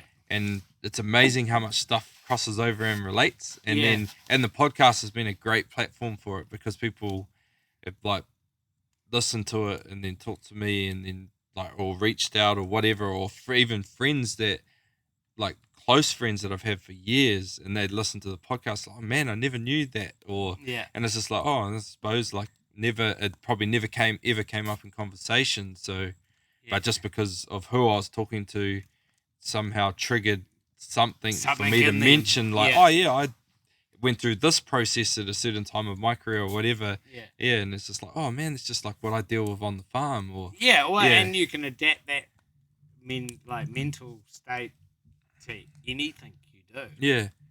Like you were saying about making mistakes, Mm. and I was like, we were talking about making mistakes today. Like, well, fucking make mistakes, man. Fishing, you can make mistakes in business and forget to pay your GSTs and end up in the hole. You can there's so many mistakes you can make through life and business and all those things. Mm. But then also just having but from learning from that, if you do it once, just don't do it again. Yeah. Yeah, and just be... And we didn't do it today on that fish, eh? We didn't drive over and stand up and down on it. Yeah. It's like, nah, fuck, I'm not going that close. Yeah. Nah, it's crazy, yeah. And just that, I just find all the players that I played with through my career that, struggled, to be consistent, couldn't own their mistakes. Yeah. It was pretty much that simple. Every single one that had, up and downs in there, when I say up and downs, I mean, dramatic up and downs in terms of form. It was generally those people could never ever own up to a mistake. But then the ones that could were the best players, and the ones that would admit it before you even knew that it happened. They're like, oh, I did I need to do this better. Sorry, boys, or whatever. So they probably walk off the field knowing exactly what they have to go into changing room to tell you to say, I fucked up. Yeah. I could do this better. This. Yeah. And also a team that you can talk to a person. I guess you would have had this in rugby, and we have it. I've got a few staff now. The staff that can take criticism. This is criticism. Taking criticism in this new generation is quite difficult, eh? Well, Snowflake. They don't. Yeah. Can we say that? The snowflake generation. They probably don't listen to podcasts. Oh yeah, maybe some. I might need another beer before. Yeah. Oh, we'll have a break and I'll load the fire up and then grab it. Yeah. Nah, cool. We're back. We have loaded up the fire with some more wood, and we've poured a rumbo. And yeah, one thing I did want to talk about, and we sort of mentioned it there in the break while we were refilling our drinks and stocking the fire, was the journey to getting to the stores, in first store, in the journey of the store. Yeah. Early this year, and it was last year. Yeah. COVID. Yeah, which is we haven't even talked about COVID, which has been a pretty crazy thing for all of us.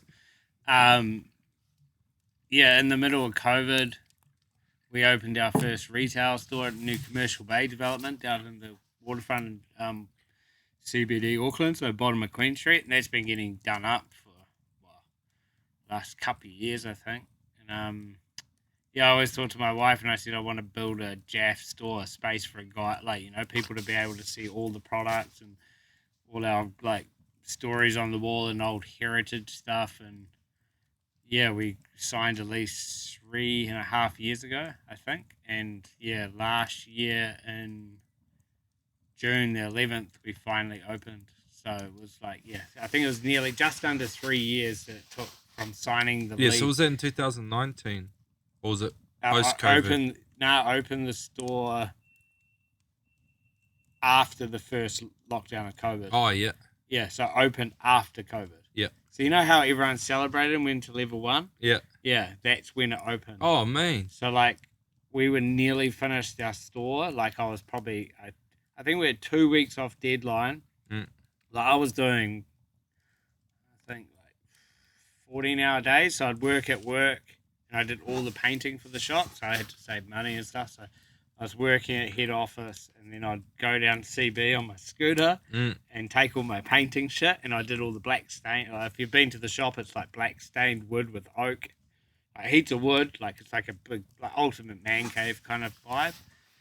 Heaps of rusted metal and snappers on the wall and heritage fishing sort of memorabilia. And I used to just go down every single night afterwards and just to save money and work till 2 or 3 in the morning, and then drive home, go to bed, come back to work my day job, go and do that to open our first store. And we're in 2 weeks off opening and COVID hit. And for us, we built that store to get like international tourism. It was the CBD of Auckland. Like we wanted to be a brand that sat in that market. People traveling with boats, and the America's Cup was, like there was a lot of shit about to happen, which is still happening now. Yeah. And it all fizzed. Like we shut, and a lot of like it was probably one of the most stressful parts of my life and business career so far. It was a big unknown, eh? Like no one knew what was going to happen. No one knew what was going on. Yeah. And we had leases and we had stock coming, and like staff, like employed, and we were lucky. Like we were lucky compared to some others on how many staff they employed and stuff like that. So we went into that first lockdown. Seems like a blur, eh? Because it's been our first COVID case was the 21st of Feb or something. Oh yeah. Or no, 21st of January. It's been a year since the first COVID case. Whoa, that's gone quick. Yeah. Like a year, because we went into lockdown. Because we got no game season. No, it got cut short, didn't it? Yeah, so we went into that first lockdown and then what did we do? 8 weeks? Yeah. We went into lockdown end of Feb? March, I think. Yeah, March, because it was March, because I played, I flew back into New Zealand from Fiji the day the borders closed. Oh, were you over there playing rugby? Yeah, we played rugby. And then, flew back in, borders closed that night at midnight, and then, we went back to training for a couple of days because we come from Fiji, we didn't have to self-quarantine. Yeah. But then, a couple of days later, they said, oh, no, you do need to. So I'd already been in contact with Marie and the boys, so we just went up to the batch. Yeah. And we just stayed at the batch in Fiddy. Oh, man. Yeah. Oh, were you in the batch the whole time? Oh, no, not the whole time. So then we were there maybe 3 or 4 days. And then, the announcement came out that we're going into lockdown level 4 in 48 hours. And we're like, and we thought about it, do we just stay here? Like, I got the boat. Like, yeah. But then we weren't allowed to fish. No, we weren't allowed to fish. It got worse because I was like, fuck, we're not allowed. Like, it just got worse. And then there was all the grey areas because we hadn't been through it before. No. Well, to start with, I was like, oh, sweet. Get the boat service to make sure, I'm ready to go fishing. Yeah. No, I thought I was going to go fishing all the time. Same. Yeah. I was telling Scout we're going to go fishing. We're going to go fishing. We're going to go fishing. Yeah. Nah. The boat just sat there. Yeah. No, but it was, we did a good job though, as a country, like. Well, look what we got to enjoy today. Exactly. Well, what we've been enjoying, we had Christmas. Yeah. UK didn't, States has its own problems, but it's we're so lucky. Yeah. And you got to give it and we went through an election, and it was but I think New Zealanders just realised that we just got so lucky, and we live in a pretty sick country. Yeah. Regardless of what you like doing, spending time at the beach or just for us going fishing. So we ended up going into lockdown and did that whole stint. What did we do? I think we did 8 weeks. Yeah, maybe even longer. Yeah, and so none of our staff worked. Everyone, so that was a big new stepping stone for a business management and staff going into lockdown, all working from home, and new stress for me and my wife. Plus this new shop that was sitting like a skeleton. So we went into lockdown. I just run my mate Lundy, who's my builder. I was just board it up, dude. Plied all the windows. Because, everyone was talking about hoarding. And Yeah. And, because security was kind of going to be there, but they didn't really know if it went into full lockdown. And we had tools and, unknown. And we were just and it was kind of like a relief because it was over. So I'm like, all right, stop. Nothing's happening until we come back. They're never going to. So it was a little bit of relief, and it had been delayed so many times. But then we came back, and then we had 8 weeks to open it, so we had to get back into gear and start to open it again. And for the whole process, you got to set the store up, and then you've got to get the product and lay the store out, and make it mint, get the TVs going, and do presentations. Jacinda came, opened all the commercial bay because it was a big deal. Oh, that's right, it was. Yeah. Oh, because it wasn't just the store; it was the whole bay. No, because it's a commercial bay. It was I built it from base build, so I got a concrete pillar space, built the whole. It wasn't like a fit out just a Jaff shop. It was like an international complex worth $90 billion, I think. So it was like and I signed the lease 3. Like it was like a big deal for like everything. Like, it was cool. Like they did what's it called in Maryland? When they like christen everything, like because that used to, because that used to be all the market. That used to be the trading area because it's called Commercial Bay because that was the bay that everyone traded in. Oh, okay. Back in the day, and it's got a big narrative about that, and there's a lot of lines and cultures and stuff, and the way they've done the bottom of Queen Street. But we opened, and we went on the day we opened. We went to level 1, and fuck, we started fizzing, man, because the city was like alive. Alive, yeah. Because everyone's like, fuck, I can go for dinner, and Commercial Bay's open, and we, like, I was stoked. We were hissing, like trying to hire staff, like totally opposite of like what we thought was going to happen. Yeah. And then took the staff out on 2 monthly anniversary. I think took them out for dinner. 2 monthly exactly. I think 2 or 3 months. Sitting down for dinner, the whole team from Commercial Bay, and me and George Kiddo, who was the one that I think knows one of your buddies. Works on Hellraiser. Yeah, Tony. Yeah. And he was with us because he works in our retail store. And me and him, we had a few beers at my house in my shed afterwards. Penny comes down and goes, "We're going into lockdown tomorrow." And that was when we went into lockdown level 2 in the Auckland one. And we were like, for fuck's sake. Yeah. And that was that second lockdown. Yeah, see, like for us down here, we kind of forget about that because we didn't have to go through it. That was the second. Because only Auckland went into that second lockdown. It was, and then we had the scare in the city after that again. That's right, yeah. Yeah. Yeah. You guys went to level 2. We went to level 3. We never got to level 4. I can't remember the numbers, eh? Yeah. So we did.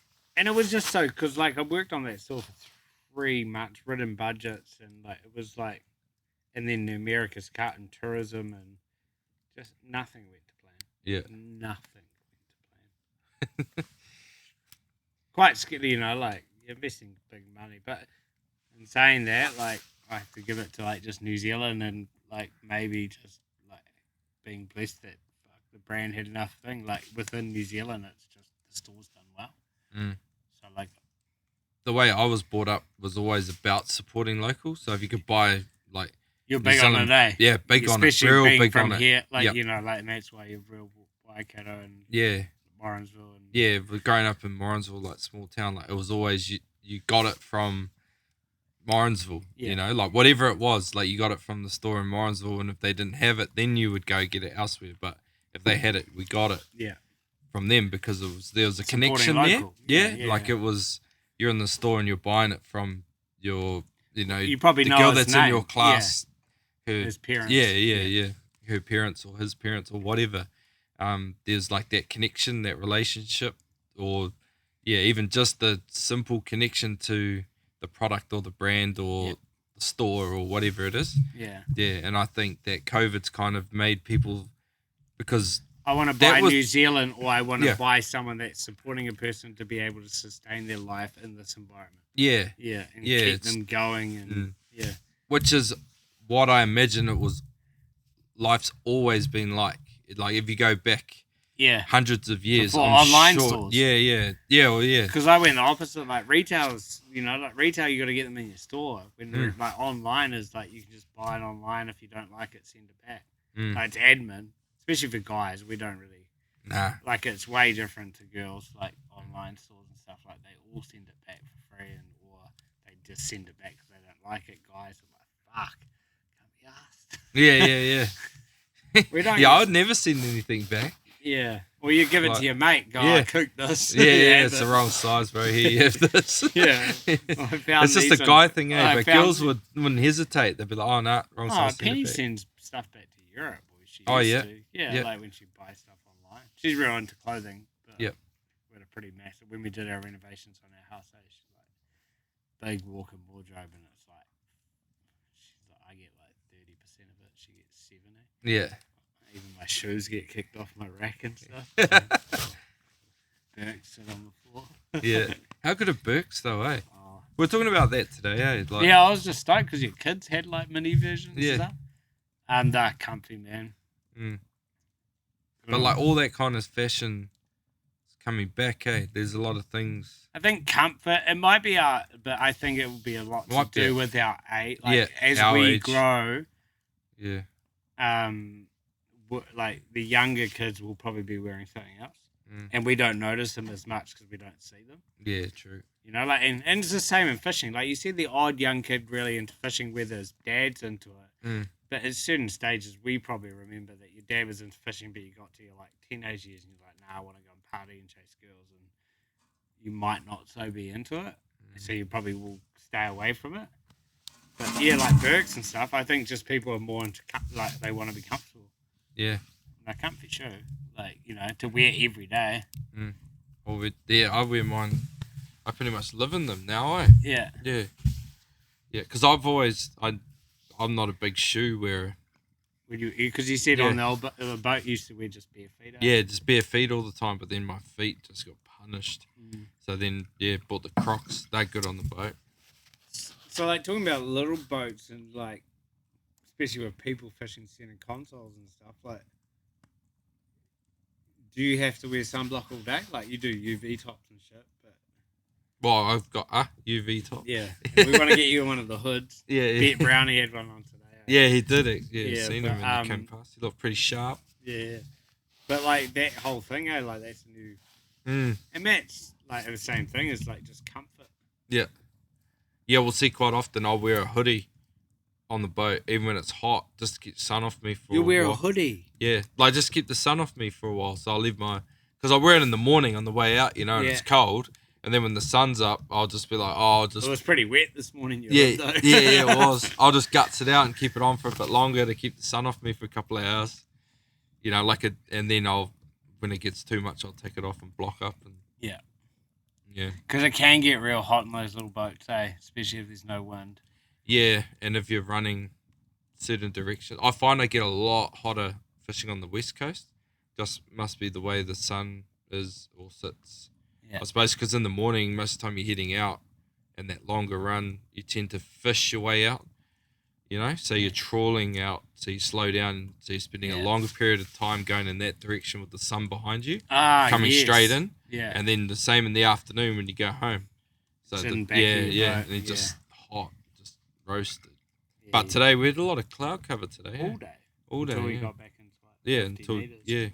And then we got back to land basically. Yeah. And then we got wind. That's right. Yeah. It's always not much wind, but a little bit of wind. Yeah. Just enough to wet the sunglasses, eh?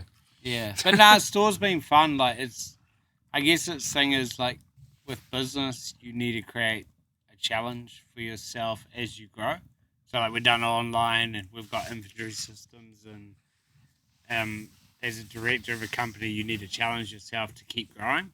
And if you don't do that, like now I know what a store's like to build one from scratch, and all those are skills I can use in my life. So you're like using your business to teach you shit, which is like, it's awesome. You know, like that's what you want out of a business. If you're not being challenged, then it gets pretty boring. You know, like, so it's been quite cool to be able to go, you know, and my wife runs that other part of our company, and I'm like, I want to do this. Scared the shit out of it, but like, we got there and it's been going pretty well, and she's pretty happy about it, and I'm less nervous about it now, but because you're like signing 4-year leases in CBD Auckland, you're like, oh fuck, hope this goes alright. yeah, you know. And these are big corporate companies and shit, you know. Like, oh fuck, you know, you're like little tadpole in their big like pond. But it's been fun. It's been sick. Get nervous, but it makes you excited. It makes you work hard and test yourself and believe that. I just ask heaps of questions because I was doing all the resource consent and shit, and I just asked hundreds of questions. Yeah. Just one of those annoying people that. I was like that, like all through my career, like playing, I would always ask questions. But a lot of the time too, in a group or team environment, I would ask questions.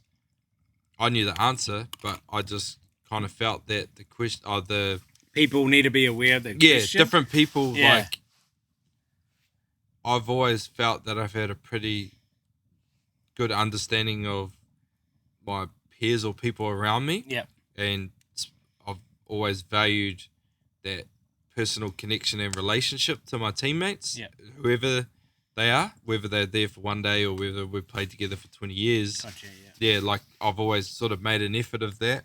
And I think it's just because I just enjoy people's company, and like a big reason doing the podcast is, I get to sit down and chat. Yeah. Like I enjoy that. So you want to talk about shit, Yeah. regardless if you know heaps about it, yeah, or I'm you're just learning intrigued. about it. Yeah. Yeah, but then but with that, I kind of grew this awareness of how my teammates were and how they would learn and different things, and I could read their body language, and we'd be in meetings or on the training field, and the coach would explain a drill, and I got it because I was like either thinking that was what we're going to do, or that's his way of teaching. Yeah. And but then I could like look at my teammates and be like, oh, there's like 6 guys there that've got no idea, like, or I know that old Timmy is not going to understand how he explained that, because it's kind of they would talk around the point, or it would just would be a messy message. Yeah. So I would ask it in like real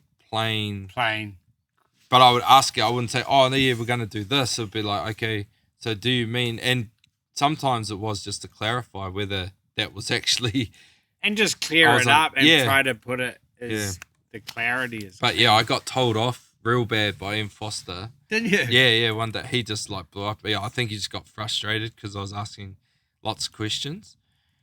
And he must have been a bit flustered because his messaging was poor, So, that's why I kept asking questions, because I was like, this is not making much sense. And he just blew up in front of the whole team. Like, basically told me off for just asking too many questions or whatever. But pretty much every coach always says there's no dumb question. It's like something that coaches in rugby always say. Yeah. There's no such thing as a dumb question if you think. You just ask it if you're unsure. And then he'd like spray me for it or whatever. And then he pulled me aside afterwards. He's like, oh, sorry, I shouldn't have gone off at you in front of the team. I should have talked to you. And he's like, why do you keep asking so many questions? Like, I know that you know what's going on. That's what frustrated me. And I was like, yeah, but I only did that because I know that like 6 of the boys, A, B, and C, did not like understand what you were meaning. And then he was like, oh, and then since then, like if I ever asked a question, he would like straight away just give it in real plain form because he knew what I was doing. Reiterate how to explain it. Yeah. Yeah. So we just had from that, there was like a learning for both of us, like he got an awareness, and then me as a player, and then I would just ask the question. I knew I'd just lead the question, and he'd basically reiterate everything really, really plainly and simply, and like think about it. You could see, like, I'd be like, oh, so do you mean, when you say this, do you mean that we need to go like 2 people around this cone and then we're squaring up? Or is it, do we just get to that space and squaring up? Like something like that as an example. And then you would see, like clearly think about, no, I want you to go around the cone and get squared and come up. Okay, cool. But that clear, teaching people, because some people, we have stuff, and it's that explaining, do you get it? And they say yes. I mean, you watch them do it and they didn't listen. Nah. And you'll... What is that, eh? Like, I don't get that. Like, if I don't get it, I'm like, no, I don't get it. It's personality, and it's, admitting... a lot of people are yes people. I'm a yes person. Oh, yes, I know how to do that, and they fuck it up. I know how to hang pictures on the wall, and they stuff it up. Or they go, oh, okay, I want you to do this, this, and this in the stock room. You need to count all the stock, you need to relabel this, you need to do that. I mean, you come in and they're halfway through and they look like they are just lost in a new dimension, or in a new space, and they don't know what they're actually supposed to be doing. I mean, you go in and go, was it not clear enough? And they're like, yeah, it was. And I'm like, well, what are you doing then? And I'm like, is it not clear? And it's like they will get it, and you've just got to learn that patience of just being able And to then persevere. and then learning how to talk to that person. Yeah, Sometimes and is each completely person's different how Yeah. you have to treat them. Mm.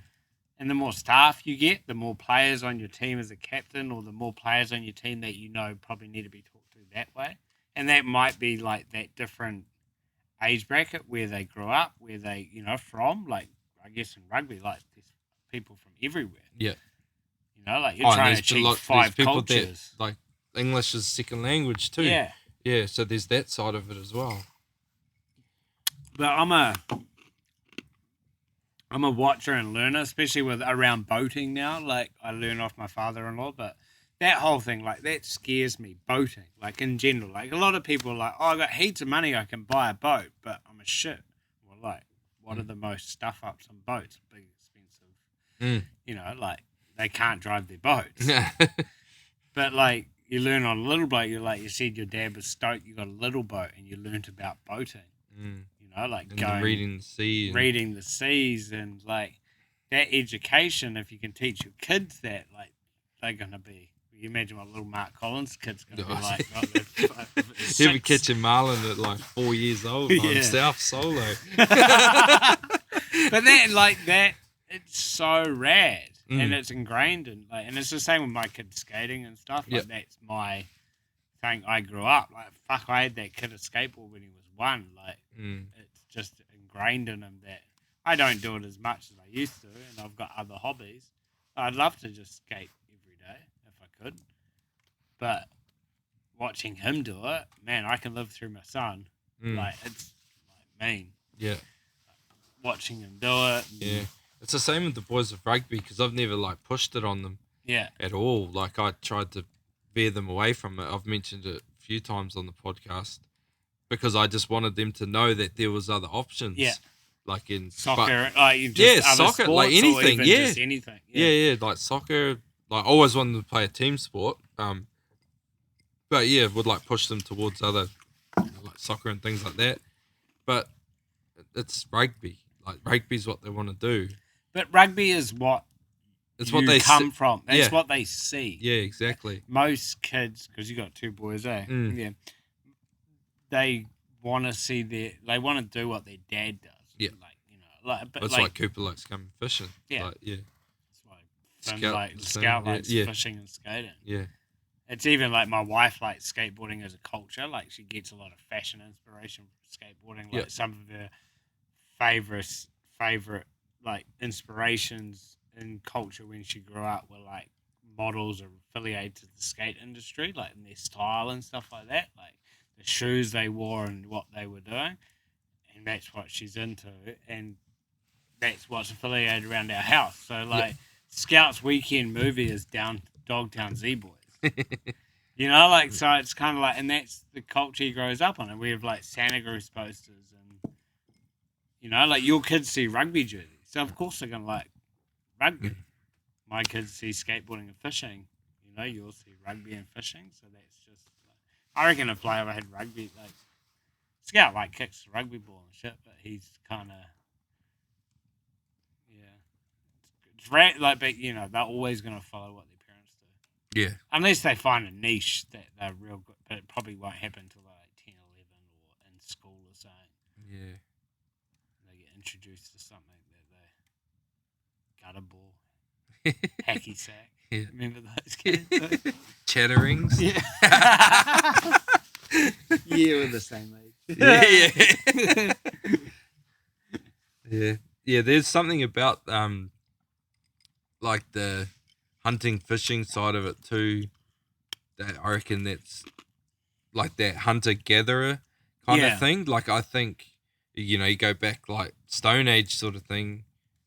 It was you had to do it to survive, so it must be a strand of DNA that's in like humans, and certain people must be stronger.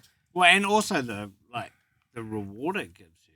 Like you probably know what it's like to give smoked marlin to people. Yeah. Or if you got that yellowfin. Oh man, like giving. I fed the whole campground.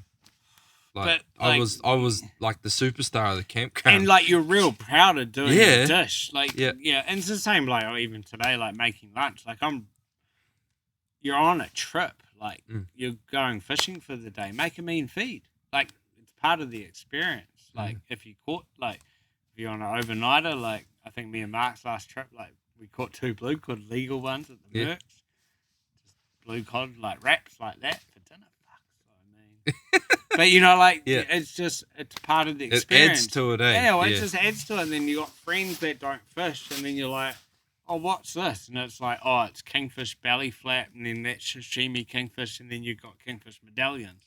Oh, all one fish. Yeah, it's all one side. And they like, oh, fuck. Because we've done filleting demonstrations at work, like at Commercial Bay and stuff. I think I've seen that on social media. Yeah, like George. Yeah. Was doing it, so he's a bit of a whiz, eh? Yeah, well, he's on Pursuit. He would have done heaps because he did 4 or 5 seasons on Pursuit, and he broke down a kingfish in front of like customers in a CBD environment, and we were cool, eh? Oh, it was sick, dude. And we had all. Well, like Luke Davis was rigging marlin lures, and my mate Jeremy Coombs, that's basically he's got a family batch here in Raglan. He was like tying saltwater flies, and it was like 4 or 5 stores had like laneway activations to like get people and things. But we were like serving fresh sashimi. We were doing like sweet Japanese mayonnaise with like a trick from Al Browners, like crushed wasabi peas on sashimi. Have you had that?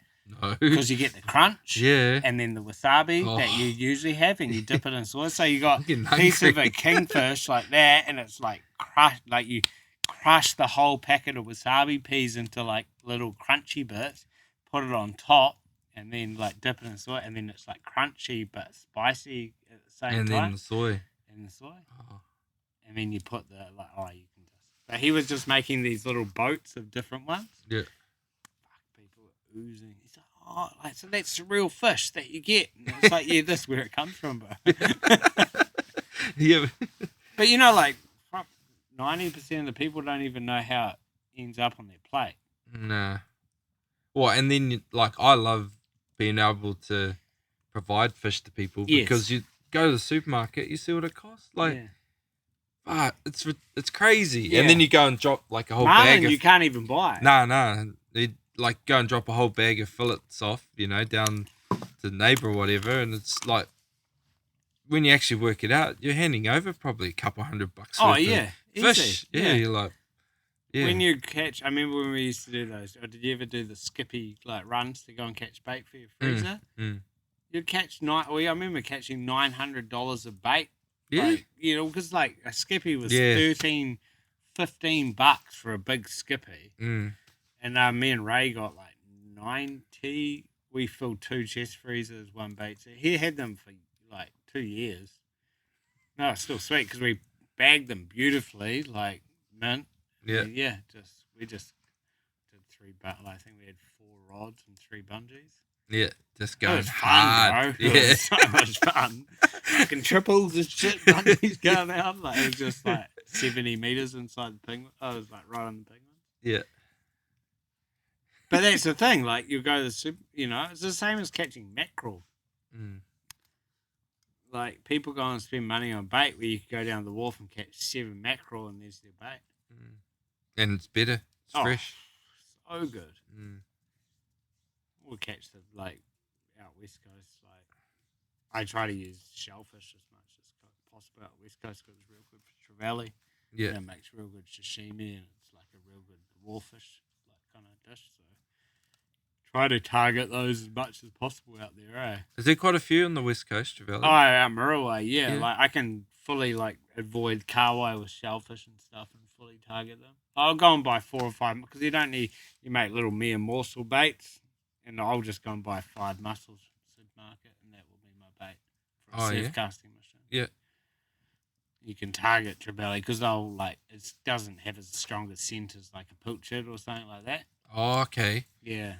And that's what brings the carwai in. I just think, and I was talking about reading the water and fishing the inside channels. Right. Yeah. Just chucking some water. What else have we not dived into yet?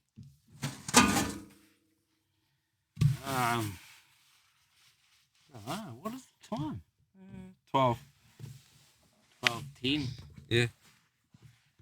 I might get 5 hours sleep. Better than last night.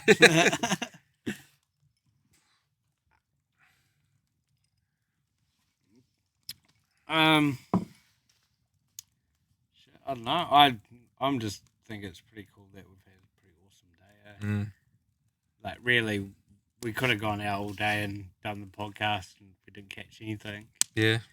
But for me, it's been like, I think it's just the start of a journey that's probably only day one. You know? Yeah. Yeah, which is pretty cool. No, Like, cool. and even talking about what our kids growing up now, like possibility of doing like small boat missions, and then like I know you got a place at Coro. My parents live in Waiata. Like I just think Yeah. more missions, and excited about your journey for your podcast, and pretty honoured. This is the first podcast I've done about even Jaff and the brand, and just even chatting about general life, really, which is Yeah. sick. Yeah. No, it's yeah, it's pretty cool. The power of like social media is so good for so many things, and like it's good and bad. Like Oh yeah, there's Yeah. always a negative. Yeah, there's always a and negative. And Bond's talking about that, like Yeah. the haters, and you're always gonna get them. And But then also the way people use it too, like in terms of they just make it up to be something that it's not as well. But then other people, well, it can be really get- like it's real fake. For yeah, a lot it of people. can be. But then I think it's also got better at not being like that too. Like people have kind of got like you quite often see now, like models will take a photo of like awesome lighting and they'll look wicked, and then they do one like on a different angle and make it look real bad, and they're like, see, like lighting angles, everything can make the difference. People Just are showing that still vulnerability. humans. Yeah, showing the vulnerability of it. Yeah. And I think social media is like a great tool, and that's how this happened today. Is it social media and podcasting? And that's probably like is a how form like of it, I I guess. don't know how you started fishing Bonds, Lewis. Like because our affiliates are like marlin fishing, Jaff. Because I didn't grow up like, to be honest, like rugby, which is your whole career. That's probably the only thing me and you don't have in common. Which is, and it's rad that me and you can still chat for 2.5 hours. Well, 2.5 days. Yeah, really, 2.5 days. But like that's the only. But we can still relate shit. But I played rugby when I was a kid, but like to like 13 or 14. But I chose to go skateboarding. So I've been like, but then I've got teams now at work, and you talk about being a skipper and playing attitude or team culture for us. Like me and Penny always talk about like the best, like like our culture at work is awesome now. Like we have dogs in our office. People are smiling. They pat the dogs. They can go when they want because they're getting their job done. So culture's good. And like, what does culture result in for rugby? Wins. So and like you can apply that to, and I think you were talking to someone else about on one of your podcasts about just culture just results in so much awesomeness. And it's the same with fishing. Positive attitude and good culture and what kind of fishing you're doing, you end up with good results. Because you're helping each other. We talked about that today, with like the confidence thing as well, and like a good environment on the boat and the positive vibes. Like to me, that is part of culture. I didn't sleep today, bro. Yeah, Usually I have a sleep. Yeah. Just 20 minutes because I like my little power cups. But I didn't have one today. Yeah, but like I was enjoying myself too much. Yeah, but like that positive, that positive vibes and not having negative people on the boat helps you be more confident in what you're doing and what you're seeing. We're trying to achieve. Yeah. So if you're like, okay, this area, we knew that the area was good and we had to persevere to get a bite. We could, but if I was sitting there the whole time, going, oh, bro, this is shit. We need to move. Oh, we would have left, because you would have either got sick. And I talked to you, and I'm like, I it. knew that we had to travel home. And I did have in the back of the head that we were doing this podcast, and I knew we wanted to fish tomorrow. Yeah. So I was like, thinking about it, because, like the wind could have got up a little bit later or earlier, or the fish were there. And I was like, and he goes like, no, let's work it to 3:30 and then lead in. Because we still had that so much good water. Yeah. Where we were hanging out with the Sowry early in the day and shit. And yeah, and that's where we got the bike, back where the Sowry was. Yeah. Didn't even have to go and say hello to Brownie. Nah. It was not. He took some good photos. Fuck, he got some. Yeah, some epic photos. They're going in the shed, eh? Yeah. Nah, I'll put them on the webpage. That's how, soon, like, yeah. another thing is, like, talking about as being proud as a, like, anything you do as a hobby, and I see that in your shed as well, and your boat. Like, I'm real proud of my shed and my filling bench, and, like, you actually, as a guy, you're proud of being the kind of person you are. It's real important. Yeah. And, like, I feel like that with Jaff as well. Of, like, as long as I'm being who I am, like, I'm a true fisherman, I'm in, like, I deal with, like, in our office, we deal with, like, a whole range of fashion stuff, but, like, I'm generally, like, a fisherman. You know, like, I don't come dressed up, brand new clothes and shit. Like, and having that attitude, and, like, you come to my house and it's like, yeah, it's pictures of our friends. Like, you get that old history. Remember, you love going to dudes, like, reading logbooks and going to man sheds and that shit, like, blows my brain out. Like, I love that stuff. Yeah. You know, like, I want to see photos of your achievements. Because it's like, when I want to read your logbooks, I used to read my father-in-law's ones all the time. Yeah. It'd be like, Mo Titty, shit. Schooner, 2 marlin, mean, great day, Aaron got one. You know, like, and it was just like 4 words. Yeah. But those 4 words made me, like, whether I was on the trip or not. Yeah. Like, and that's it. Yeah. Like, you're creating a vision for people to believe in or look into, and, like, you want your kids. Do you remember going down to your dad's shed? Yeah. When you were a kid? When you were young, and you're like, what the fuck's this? What's this? I want my kids to have that. Like Scout to have that. Yeah. I reckon that stuff, like, and that's part of the brand for me, is, like, having a rad, like, bench. Yeah. You know, like Sweeney's bench or Aaron's bench, or like, that's where they fillet the fish, and that's where it goes upstairs and before we eat it. Yeah. And if they have friends over, and if they haven't been fishing, then, like, that stuff's rad. Like, it's ingrained into them, and they'll learn about it, and that stuff, I reckon, is pretty rad for, like, kids to grow up to and learn about. Yeah. No, it's cool, being able to give them, well, just share the passions, that you have, like, because they naturally want to do, like we mentioned earlier, they want to do what Dad, you know, we're lucky we've got boys. Yeah. And I think they want to do what Dad does. New Zealand culture, right? Yeah. Especially very much in New Zealand. Well, and Aussie, and I think all cultures, actually. And it's opportunity, like, as well. Like, I got a lot of friends that I've taken fishing, never ever had the opportunity to do it, and same with hunting.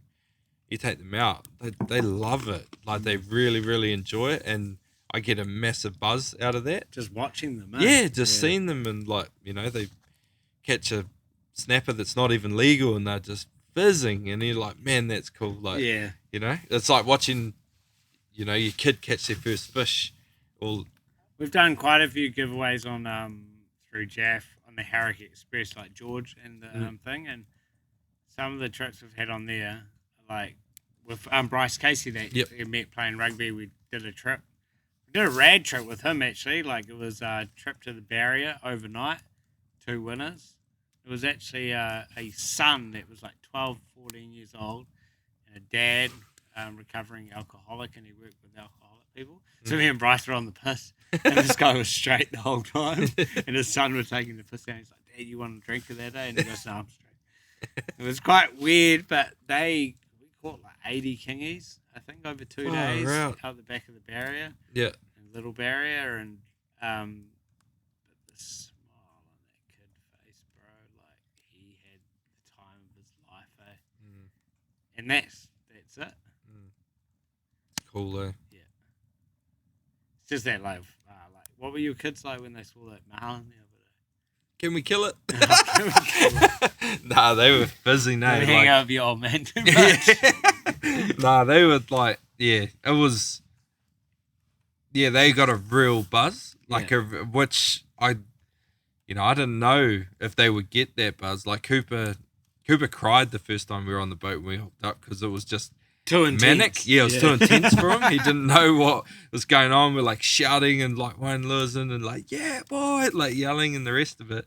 And he just like freaked out, didn't really know what was going on. But then this time, it happened. Wasn't as intense, I suppose, on the boat because it's them. Mum was there though. Yeah, Mum was there too. And then they're like, oh, Dad, there it is, like jumping and all over it. And yeah, no, they were into it, man. But It as a was cool. dad, you must have been chuffed. Oh, Like, bro, whole I was family. so happy. Special way. Yeah, And on a I like small it. boat That too. there was like as cool as my first one I ever caught. Like, Yeah. you know, but probably cooler to be fair. Well, Like, it's your whole family. yeah, And you like got all four of us. You got a family photo, eh? yeah, all four of us on the side of the boat holding it. Like that'll go up on the wall. That's pretty sick. Yeah, And I like just those moments, like because it's your family. Mm. That's yeah, and you'll have a bigger boat one day, or you maybe not. You're like, but then it's like, oh yeah, I did that on like, you know your little tiller steer. yeah, Like, that's nice. yeah. They're like, you did what? Yeah, I still really enjoy that too. Going down the boat ramp and people looking like, hey, you gonna go out in that? Yeah. Yeah. How'd you go? Oh, yeah, got one today. You're like, Yeah, what? take one today. Yeah. My first time That was was to say Jeff, that today. But that's like, and I guess that's just, and that kind of creates adrenaline for yourself too. It's just doing it on the little boat. Yeah. And like, to be honest, it's way cheaper. Like we pay, like, you know, like we put it in comparison, like what we burned today, 80, or I don't even think we did, eh? No, I don't think we did 80 litres. Nah, so we burned 76 litres for 30 same miles out, 30 miles back. I reckon we did 30, 60. 90 Nearly 80 miles. 80 miles. Like the amount of time we went back and forwards in that spot. Yeah, Yeah, on less than 80 litres. yeah. Pretty mean, eh? Cheap fishing. Yeah. Yeah, real cheap. Was there anything you got to ask me that you think? No, I don't know. We like covered heaps of it. It's just been cool for me because, like I've said to you multiple times, like about what I really enjoy about the brand and the whole story to it. Like it's a story and you can see it, and you do a really good job of it, and there's rad people involved. You know, like yeah, it's cool. Like it's like I said, like you look at the campaign shots and. You know, we've started talking about ideas, and I mentioned the idea of like coming along and doing a pod, chatting to the boys. Yeah. Because, and then like for me, I just look at that because I'm envious. Like I want to be there because it looks like a rad time. Yeah, you know? and you want to see what that dude's like. It's like I've seen him fish up north. I see him affiliated to that dude. Yeah, right. I sent Well, Jordan. even Mark, hey, like Mark's that's the what I other mean. day. Like Mark, you helped Mark launch at Raglan one year. Last year. Last year. I have no idea how that relates. Like, you know, you start talking to each other, how to work it out. But I guess you learned about Mark through Jeff. Yeah. Just started following him through Instagram. Yeah. And then Pen Pals. Yeah, Pen Pals. Yeah. Well, and the thing is, like, it's like, oh yeah, you're affiliated with Jeff. You must be red to it, or you know, like you know Sweens. You like, and that's the same with your what's the guy that's been fishing with Hugo? Oh, Callum. Woody. And he wears a bit of our stuff, but I can just tell that he just looks like he's a frother. Like, he just loves it. He's You know, like real frother. Oh, that was one thing. I did do the. Oh, Mark. Mark wanted to know about ciggies. Yeah, he wanted to know how many ciggies you punch out. Wait, how many ciggies did I smoke today? None. Nah, yeah, none. Yeah, we called a Marlin. Oh, yeah, I'm gonna quit now. You're gonna quit now? Just gonna see if I've got these messages here. Got a few questions. Like there was a few. Someone just said just talk about how awesome the under 5 meter boats are. Yeah. What drives his day-to-day energy into the business? That's like kind of come through pretty clearly, eh? Like it's who you are. My wife, pretty much. Yeah. Like, I think I talked to you about it yesterday. So me and my wife started the business together, like the whole business, like our other parts of the business. We sit together as close as me and you are about a meter apart with the fire in between us right now, but we sit that far apart each day, every day, Yeah. 5 days a week, and then we go home. We take separate cars actually because we usually got the dog, got Yeah. a couple of dogs. We're pretty into our dogs as well. We've got 2 rescues now, but we both bounce off each other. So if she's not feeling a hundy and she's like, saying in the business not going good, it's my job to pick her up. Yep. And if I'm feeling like, oh, Jeff's not doing well, or fuck, maybe this isn't a good idea, she's there to pick me up. That's our job. We're married like that. And if you've got a partner like that, I'm pretty blessed that I love my business partner, I love my wife, and she's the same person. That we're there for each other. I mean, you like, okay, sweet. I mean, if she don't like, oh, fuck, look what we've created. Yeah. And you're like, it's my job to tell her to pat herself on the back instead of looking at the negatives. Because, there's lots of negatives in everything, but there's heaps of positives. So if you can just balance. Like human nature, we always look at the negative first, fuck that. Yeah, because, it's easy to look at it, but then it's like, look at all the other shit you achieved. Like it could be negative. Like, I've had a boat trying marlin fishing for 4 years, but then I'm looking at the positive. Look at all the rad people I met along the way. Learn how to cross the Manukau. Learn how to go Varaglan today. Fished Whangaroa. Fished Toots. Like, met Bonds. Still didn't catch one to cook my other boats, but then got to achieve my goal. Yeah. And it's a mean story and a mean journey. Yeah, it's a good and it's one that I've got personally attached to my boat. That I always and I got to do it with a dude that I've chatted about doing it that has done it before off here in this little boat, and I got to do it with a dude, and you taught me heaps, bro. I really appreciate it. It was fucking cool. It was fun, man. Heaps of fun. Yeah. But yeah, it was. As soon as we got out there though, and you set the gear, I was like, yeah, we're on. Yeah. Because the area's good. Yeah, and I did worry a little bit, whether because Bond hasn't looked at my setup. Yeah. But you gave me the confidence to nah, this look, because I knew what a good lure running like. Yeah. But I just really wanted to do it on my boat. Set up with my gear. Yeah, it would be cool tomorrow to see, because the only difference in the way my boat's set out to yours is the last 3 or 4%, really. In terms of the lures and how they swim, no different. Yeah. But it's all but it's just all the little bits that make it function just that little bit tidier, sharper. And that's just layout.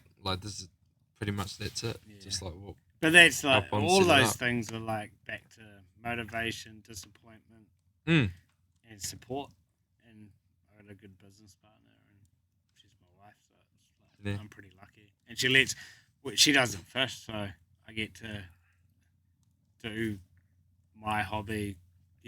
If she fished, probably then there probably would be Jaff Women's. Yeah, there's the answer. It's her fault. No. But they probably would be, but she doesn't. She doesn't. She looks after it. We've got a few rescue dogs, and she's got her. She owns her own clothing company as well, and we have the production company that we both work on. So she's got, and she loves her house that we've built, and she knows fishing's my hobby, and she knows that I like my time out. This is how I get my inspiration, so she doesn't question it. And I'm like, fuck, I'm probably quite, it gives me. That's probably why. Yeah, that's good for relationships too, though. Having that. We've never been in so much. We stronger than we've been married 10 years, but yeah, I'm pretty lucky. Yeah, to even work with them every day, and you just kind of look at them as hurdles and how you get through them together and shit. Yeah. It's good. Yeah. Builds you up. So that's how I get through every day to day. Yeah. It's mean. And the other one was Woody wanted to know how he gets a discount code. Well, you got one. Yeah, we got one. Real Tails. Yeah, Real Tails. Is it Real Tails Swings or is it just Real Tails? Yeah, Real Tails. So when it comes out, it'll be set up. So just on Jack here. Yeah. 15%. No Yetis. No Yetis. Yeti Sorry, stuff. bro. Get in trouble. No Yetis. That's a cool brand though. It's pretty cool to be able to. A lot of have that on your platform. Have you looked at their videos and stuff? Yeah.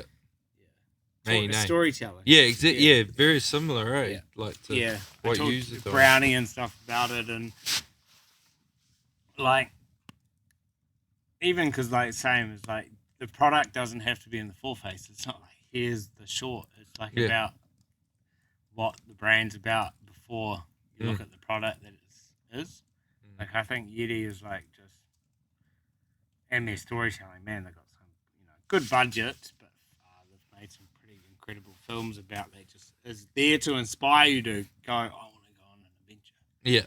I want to drive through the night to get the bite on the Hokie, or I want to, like Joe does it, like I want to drive to the far north and stick baiting And free spool my reel. yeah, like just any of that. Like I think I've done kayak missions. Like back when we used to kayak fish, we used to fish the spawning grounds and snapper fishing, and we used to bivvy bag out of the kayaks and stuff. It was just rad. Like you'd stay the night, cook a feed on a gas cooker, fish the night, fish the evening, paddle home. Like, like just make the most out of every minute you get. Enjoy doing it, eh? And those trips, I think, like, learn heaps off those hunting podcasts. Like, I don't hunt, but the theory of it, the shittest hunts afterwards are the best hunts. Because you come back and go, fuck, like, it was real rough coming home. But we got home. So it was an achievement. Yeah.